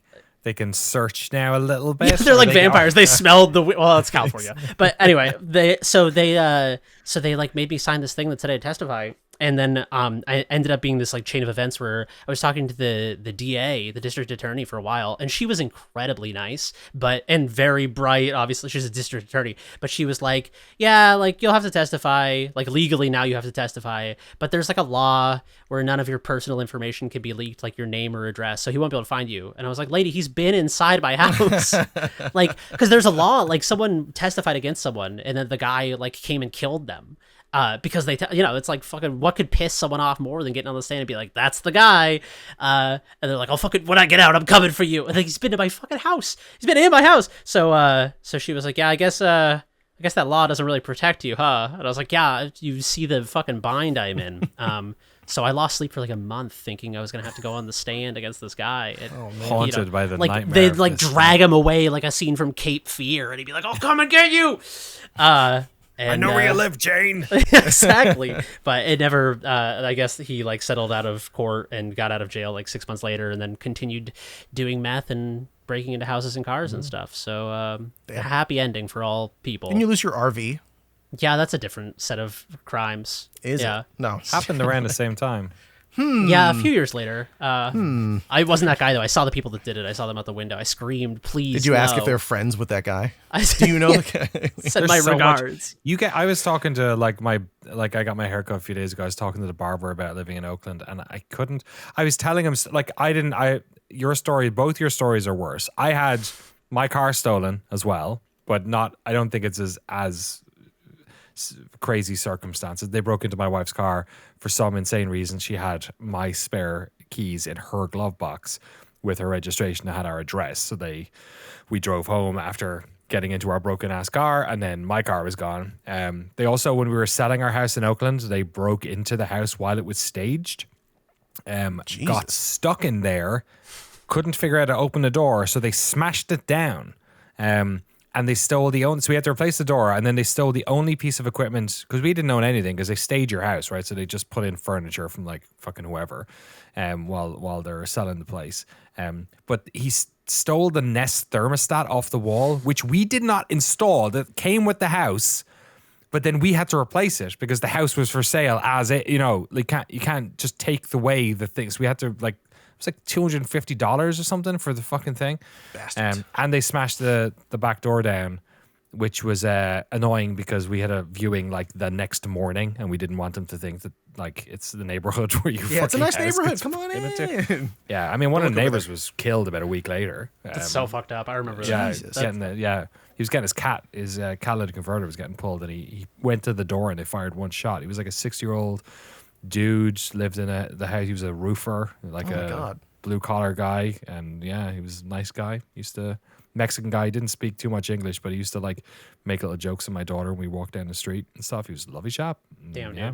Can you fucking like I don't know. Like, what goes through your mind when you're like stealing a catalytic converter, and it's That like you fire the shot. that you fire the shot because it's like Crazy. It's not like he like ran up on them and was like, No, "Let's he's go." in his house. Yeah, that's He's fucking no guy. nuts.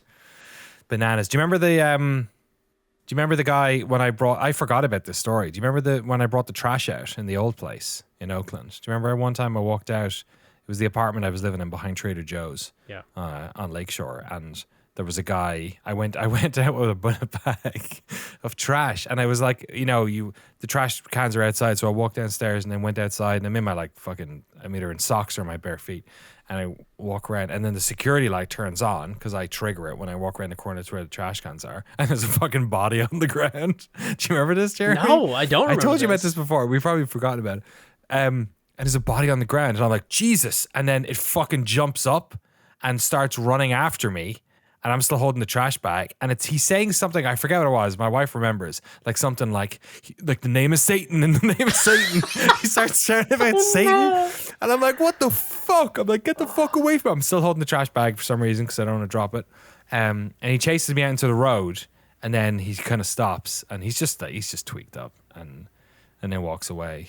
But that's the type of shit, like that's just what living in the East Bay was like, and you're just getting used to it. Like, it took me, I don't know, how long did it take you when you moved up here, Jeremy, to like leave something in your car?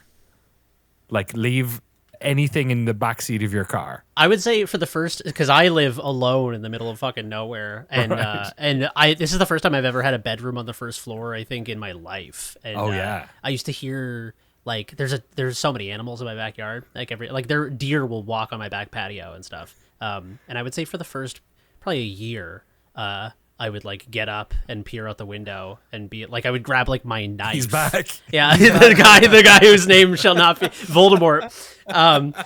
I or like one time a car pulled into my driveway at like 2 a.m, and I was like, that's weird because you live in the fucking middle of nowhere. It was That's scary. not cool. Yeah. So and it's the only way out. Yeah, exactly. Of your place, yes. Unless you run into the woods. Luckily, I know it in my sleep. I could run through the woods. Literally, there's no because yours is just hedgerow the whole way, right? That's literally the only way you can. Yeah. Ooh, boy. It's very dense tree line and a fence. So I again was like, I grabbed my like phone and my big knife, and I was like, I'm ready to go. He's back. Grab the guitar again. Yeah, exactly. My Get his trusty ass. guitar, like fucking Dead Rising. Work last 100% success rate with the guitar. Yeah. Exactly. But yeah, no, I would say it was a year before I would like, someone would drive by at 3 a.m. and just go a little too slow, and I'd be like, they're coming to my house.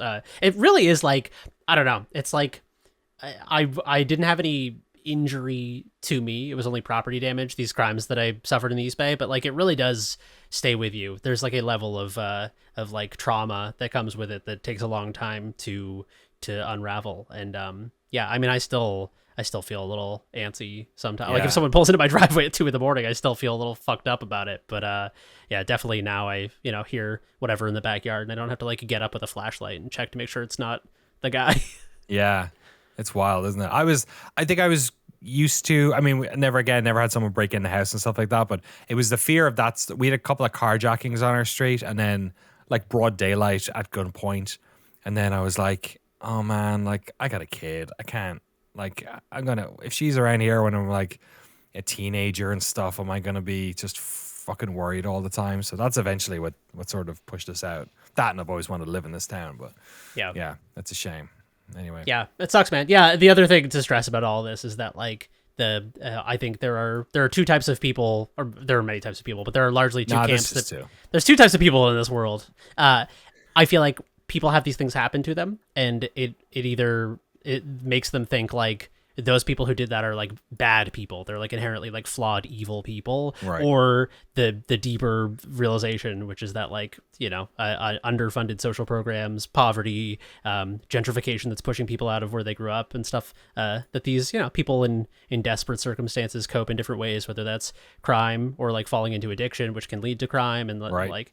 like solving poverty is the issue, not like, it's like, even though that guy I said got out of jail like 6 months later, I don't think locking that man up for life would have solved my problems. There are Right. like deeper systemic issues behind all of this stuff. So I in telling these stories, it's like it's funny to talk about them and interesting, but I just want to make sure that I'm not characterizing the East Bay as this place where it's like, and there's like bad people that live there. It's just a place that has insane wealth disparity as tech money has poured in, and gentrification has like pushed a lot of people out of where they grew up. There's a lot of resentment as well. Especially as two white guys who were able to leave. You know what I mean? Oh Like, yeah, you insane privilege. Yeah, you can't have that.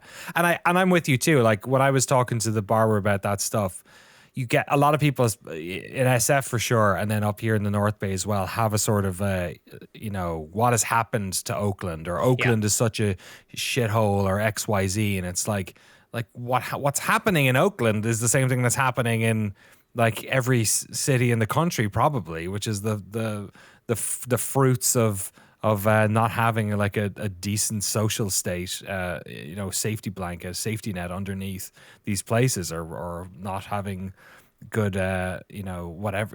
injecting money and funding into these underprivileged areas for decades and decades and decades. Like I'm with you too. I never felt like victimized. Like I felt as much that I was somebody who was lucky enough to have a mortgage for like a house in a city in America, and it was in a part of, like it was on the edge of Fruitvale, and that's the culture and the history of that place, and the lack of money, and then you have the wave of the area I wasn't in wasn't a gentrification wave. It had always kind of been this suburban little spot that was just south of Montclair, but it was still that thing. It was still that wave. And that you kind of like, it comes with the territory. You know what I mean? You can't move into a place like that and then fucking complain when every once in a while you're put off by having some crime happen. It was just when it, like you said,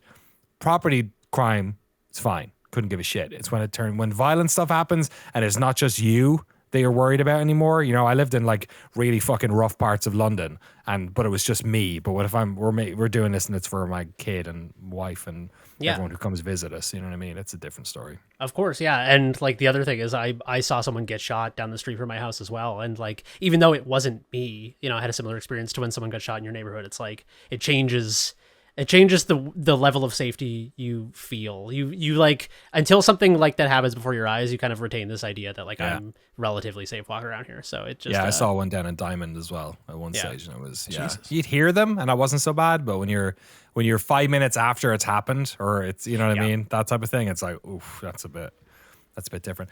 Best 4th of July I ever had was driving down Fruitvale before it was stolen, my secondhand convertible Mustang, because those guys were fucking lunatics. They would on I forget what the name of that street was, but the one with the 2 lanes and 2 lanes, International, I think it was called. That was down. They just basically line the fucking thing with fireworks and shoot them straight up. So I drove down with like the top down, and it was just like fucking. Then you could hear the gunshots too. It was great. They all just merged together. Anyway, let's talk about Warhammer 40K Space Marine 2. I don't have a good segue. I didn't know if we were going to. I thought we were just going to move on. So you played. This is not out until September 9th, it looks like. But you sneaky bugger, you're just loading your thing with fucking games that aren't out yet. You played this at an event? Yes. Sorry, I'm trying to come down off of you guys experiencing a bunch of gunshot stuff. It's, Jesse, you ever seen a man die? I mean, yes, but I was like, I'm not going to add on to your guys' stories. Fuck, the world is harsh, and I hope it gets better for people who need the help. Fan Expo is where I went to play. Speaking of people getting what they need, it's war. How about they get some freedom? Is that what it is in Warhammer 40K? I don't know. It's bad transition. I tried to do it. It didn't work.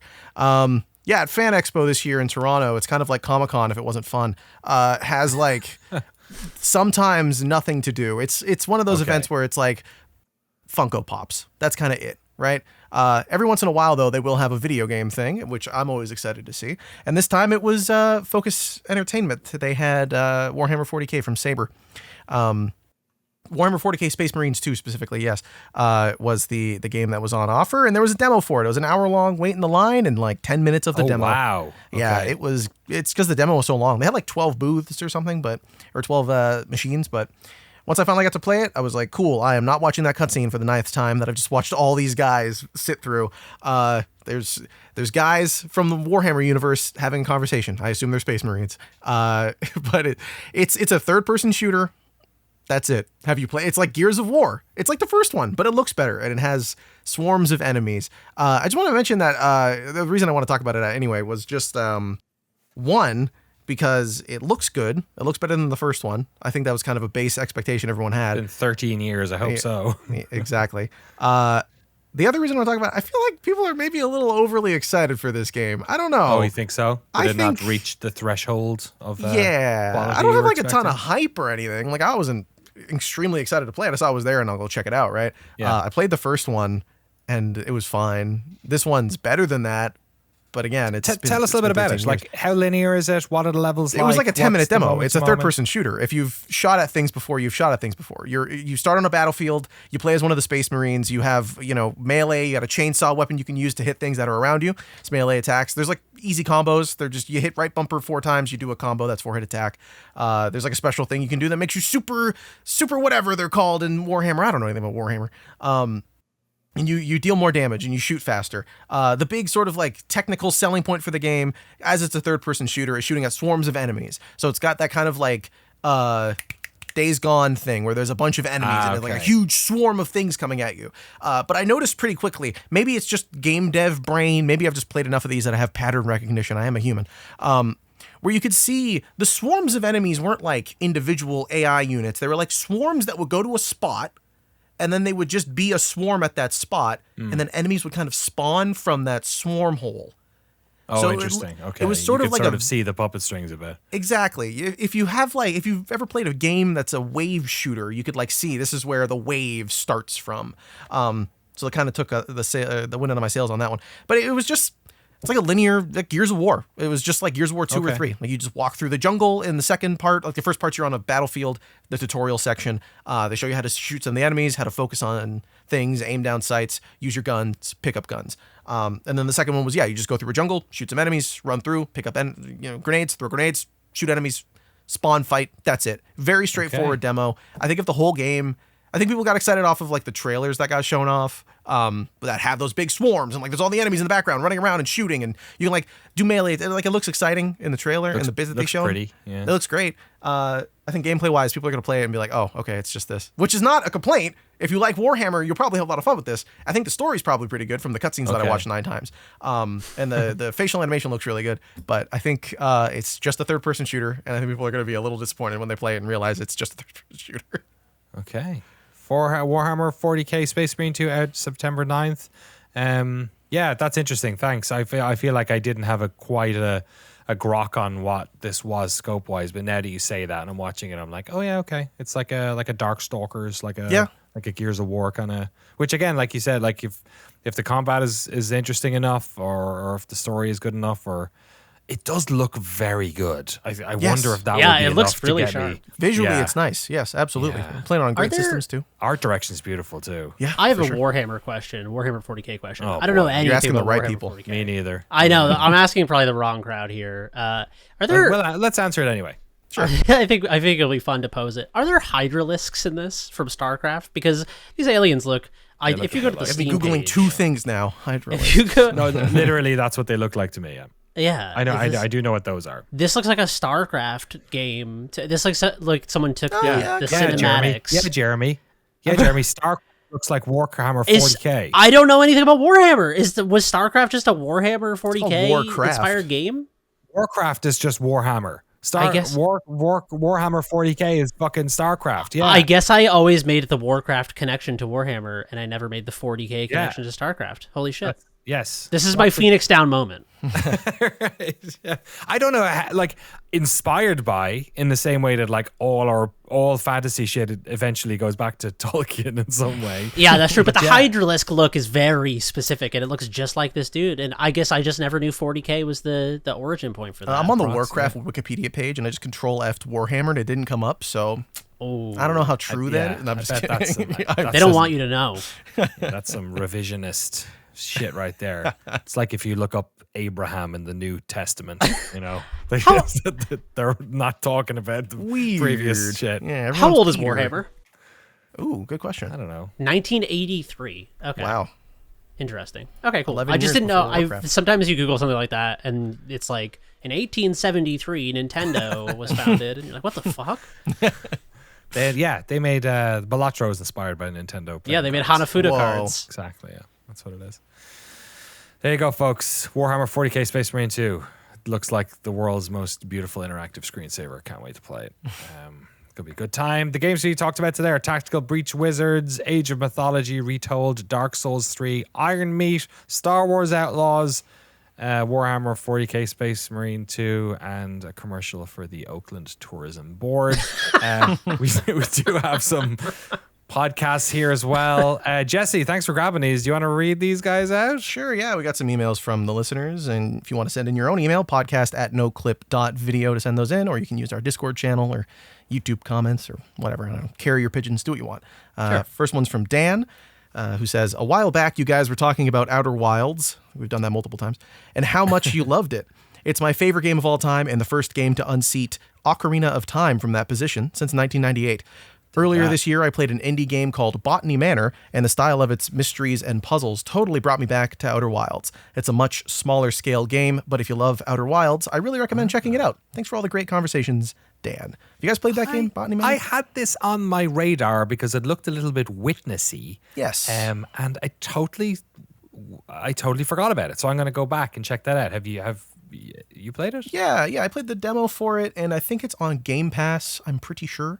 It's I think the mystery thing is a fair comparison. It's not like as broad as Outer Wilds. You kind of just are in. The Witness is a good touch point for the visuals. You're in like a mansion with a bunch of botany stuff. Plants. A manor, if you will. A manor, perhaps. And you're just trying to solve the ways in which you can grow certain plants. And like the way that you learn that is through not linear puzzle elements. Like you might have to figure out what temperature you have to set the room to, and to figure out the temperature, you have to read a letter from someone who was in the place where they got the seed for the plant. So it's like a bunch of those cool. layering puzzle elements. Like It's accumulating. yeah, you're deducing the way that you help the plants and make them grow. It's pretty fun. It's cool. Neat. Cool. Yeah, Thanks, Dan. $25 on Steam. There's a demo for it. I'm gonna download the demo and give it a whirl. Might be something to play on the flight. That's pretty cool. Yeah, it's a awesome. goodie. Thanks, Dan. Sick name as well. The other emails from Tanner, seems like a Jeremy-centric question. Recently, I started making my first game in Unity, having zero experience in coding. I've been using YouTube tutorials and asking a million questions in Discord servers for help. A lot of my coding has been copy or paste, but I'm starting to catch on to certain things, like being able to manipulate code and am much faster at finding or fixing errors. I wanted to ask Jeremy if he thinks it's possible to make a small game only using tutorials or Discord, and what helped him most in the beginning of game dev when it came to learning the programming side of it. Happy 8 years of Noclip from T Sandwich. Oh, that's very nice. Yeah, that's a great question. I basically just learned C# from, I would find a tutorial that was like a very intro level tutorial. Someone asked this recently in our Discord, and I recommended Brackies. Brackies is a channel that was a big YouTube channel for Unity tutorials, then went away. He recently came back and is now doing Godot tutorials, which is cool. Is that what I knew he came back. I didn't know what he was doing. And now it's like all Godot, which is very cool. Just like following along with tutorials, I would basically try to code alongside with them. Like I think there is a temptation to copy paste because it's functionally faster than just typing it out yourself. The way my brain works is by watching them type it and typing it at the same time. You can watch in like half speed or whatever too, or just like keep pausing. It helps. It's like taking notes or something, where like just writing it down helps your brain retain it and get used to the syntax and stuff like that. So that's basically just how I learned. Is I would just find intro level tutorials until I got a handle on it, and then when I felt like the basics were kind of getting in there, I would find more specific tutorials about specific things I want to do. That's why I went with Unity. Is there's an insane body of tutorials and help and documentation for basically any question you could hope to Google about it. And then in terms of like making a small game just from tutorial stuff. Obviously, there's a wide range of what constitutes a small game, so hard question to answer. But I think you could totally do it. I think basically any problem you can run up against while trying to make something, I think that's like the best way to learn. At least for me, was like, okay, I want to make like a 2D platformer with like sword combat, and then I would just be like, okay, let's look up a tutorial for 2D platformer controls, and I would get that ironed out, do a lot of like copying code the first time I did that, but then every subsequent time you want to do a 2D controller that has like XY gravity of whatever, it's like it's in your brain now, and you kind of like internalize it, and that's why I think a lot of rapid prototyping is very helpful, because I think you'll start to run into the same types of problems over and over again, and every subsequent time you'll have an easier grasp on doing it, until eventually there's no need for tutorials. So yeah, I would just say like pick a small game that you want to make, or a small project, or like a small prototype. Make a list of all the things that you will need to learn to do that. It's like controls, combat, like camera transitions, things like that, menus, whatever, and then basically just go like one by one and try to find find resources that will help you along your way. And the other thing is, at first, great to follow tutorials. I would say as you start to become more comfortable with syntax and stuff, try on your own first to do everything, get as far as you can, Yes. and then start looking stuff up when you hit a wall. And I mean, that's still how I learn, like even years later. Like I can code on my own now, but there are moments where I'm like, I wonder what the best practice is for this, and I'll just go until I hit a wall, and I'm like, I don't know if this is the best way to do this. Look it up, and sometimes it is, sometimes it isn't. So yeah, just like goal-oriented learning is, I think, the best way. Just try to make something, hit a wall, learn how to do it, find the next wall. And oh, sorry. ahead. Oh, I was going to say, don't be afraid of documentation. It seems Yes. a little Yeah. too much. It feels like if you try to read it, it might be overwhelming, because tutorials are good at sort of breaking all that information down to what you need. Don't be afraid to read a little further than like the first point of a function. If there's multiple different arguments you could put into there, if there's different outputs, if there's especially for Unity, they might explain that the thing you're trying to do, the specific thing you're trying to do, that a function might be able to do part of, there's actually a function that does exactly what you want, and you just didn't know about it because the tutorial's 4 years old and it didn't exist when the tutorial was made. So do not be afraid to look at the documentation. That's a really good point. Yeah, because a lot of tutorials are made to be like punchy and good headlines and clickable and stuff. Because at the end of the day, most tutorial makers are content creators and stuff. And so sometimes they will have a very narrow explanation of how to do something that has like a lot of different ways to do it, and sometimes a better way to do it. Yeah, it's been 16 years since I coded a C# game, so take anything I say with a massive grain of salt. It was definitely before Unity existed. I would say, if I had two little things, I'd say one, pick really small games so that you finish them. Do not end up getting stuck in something, because the problem with being sort of more copy and paste with your code and trying to just get away with it is that if you run up against problems, you are usually in a much deeper hole than if you understood some of the syntax that you'd already written. There's also, I would say, any code that you implement, try and use that as a teachable moment to learn what it's doing a little bit, even if you don't learn everything that's going on. If you can go through, obviously if the code has got any type of comments in it, that helps it a good deal, but like have a look at it and try and parse out some of what's going on. And if you don't know what it's doing, maybe make note of that, and the next time you're interested in looking at a piece of like, how did they do this code, or what is this tutorial on YouTube, then that might be something to look at. And then the other thing is that if you're able to understand code, it like fundamentally changes the type of design that you do. Like I think Unity, because, and like this happens with everything. This happens with Photoshop. This happens with Premiere. Photoshop to me is almost the worst offender at this. It depends how you sort of learned art or whatever, but if you only make things with the tools that you know, then you start to limit the scope of your ideas a lot. And if you only design with the sort of the goal in mind and not the process and the journey, then again you sort of you understand your game less, I feel like, the more you work on it. So, like, the goal should always be to get to the point where you can code. Like, do not try and attempt to have this be the way you can make games forever, because, you'll get away with it to a certain extent. I think Choo Choo Charles was a good example of that. He coded that whole thing. He used, like, how did he? I think it was visual Blueprints scripting. or visual Yeah, it was scripting? He used blueprints. Yeah. To basically, and I mean, Hey, I that would have been works. terrified launching that game because I wouldn't have necessarily. I would have been worried about the bugs. Yeah. Because if you can't fix that like that, you can't like ain't googling the specific bug that's in your game or whatever. And that was where I was with my web coding when I was doing back-end web development. Was I very rarely drifted into anything that I knew that I couldn't fix myself if stuff went wrong, because I was a single point of failure on most of the projects. So yeah, exactly. You know the limitations and use it as an excuse to try and learn how to code. Coding is not as difficult as you think it is. Once you, especially once you start, I feel like once you get over the first couple of humps of that stuff, it's not as tricky as you think it is. True. Yeah, coding is fun. I've always thought of it as something that was like, this is the dry, boring part of making games, but it's actually very like creative and artistic, and there's always multiple different ways to approach things, and it's fun to like figure out. Like that's why I said try to like reference tutorials, but also documentation, like Jesse said, because it's like sometimes part of the fun is figuring out like, this is what I want to do. Make a list of the like 5 different ways you can imagine it might be done, and then kind of like list out the pros and cons of each one. Nice. Godspeed with your game. We never did Jane Jam. Jane Jam? Yeah, Is that a game jam? You did a game Jane no clip game jam. You'd have to call it Jane Jam. I also had an idea of doing like a mini doc jam where people use like footage from the archive or something. To make that's fun. Like go make a 5-minute doc or something.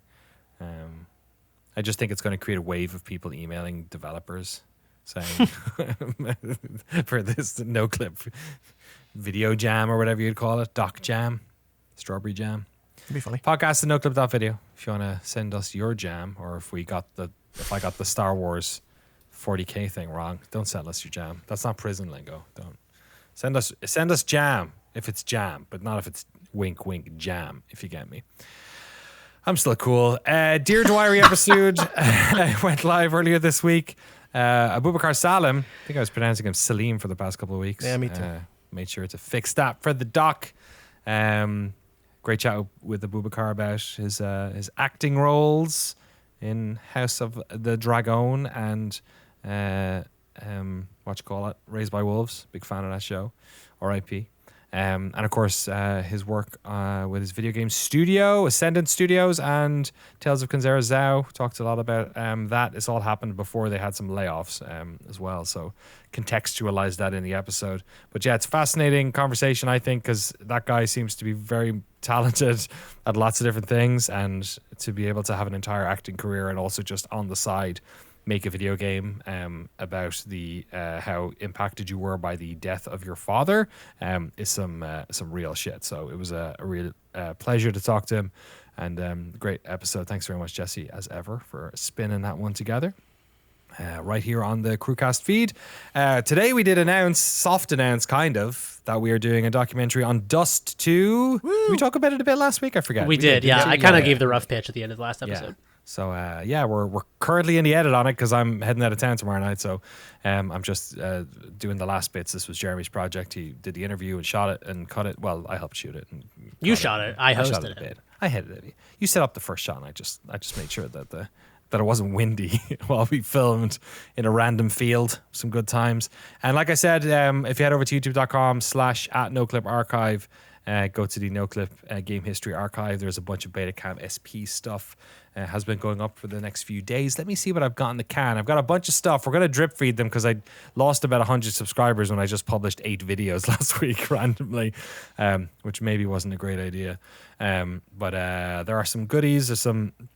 I think I have all of Konami's B-roll from... We put up the Doom 3 Xbox launch party from Game Rush at Blockbuster, which was a lot of fun. There's a great Tim Willits mustache in there. I got the Silent Hill 3 E3 2003 trailer. I got Konami's master tape of B-roll from E3 2004. It's about 13 minutes long. Silent Hill 4 trailers, Metal Gear Solid Twin Snakes trailers. Sega's entire E3 master tape, which is like 28 minutes long. There's a bunch of cool shit's gone up. If you like Mike Vallely or Derek Jeter, we also just uploaded motion capture footage of both of them doing their various sports. So, some good shit over there. All thanks to our patrons. Patreon.com/noclip if you like the fun, our Dust documentaries or our saving of video game history. If you just like what we do, you want to get some extra goodies, want to become a Battle Pass holder so I can say your name weirdly at the start of the show. So many different things. Godspeed, gents. I won't see you next week. And the next good luck. couple of weeks are questionable as well. We'll see. On the road, filming some documentaries, no clip and otherwise. So, yes, I'm looking forward to listening next week. You guys doing anything fun for the rest of the week, on the weekend?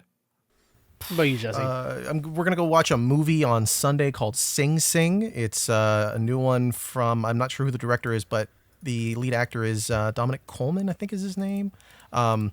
Just really good. It's about a bunch of inmates at Sing Sing Penitentiary in New York who are part of a acting class, and it's like, how do they escape their circumstances? By acting, and really good at it too. And one of the stars in the movie is a guy who was part of the program who now is starring in the movie. Oh, wow. Which I think is really cool. Yeah, Wow. so I'm excited to see that one. Nice one. Yeah, Coleman Domingo. Coleman Domingo, sorry. Yes. Thank you. He was in, I know him from The Color Purple. I think our friend Frank Howley would remember him from Euphoria. Yes, I would too. That's where I saw him for the first time and heard his beautiful voice.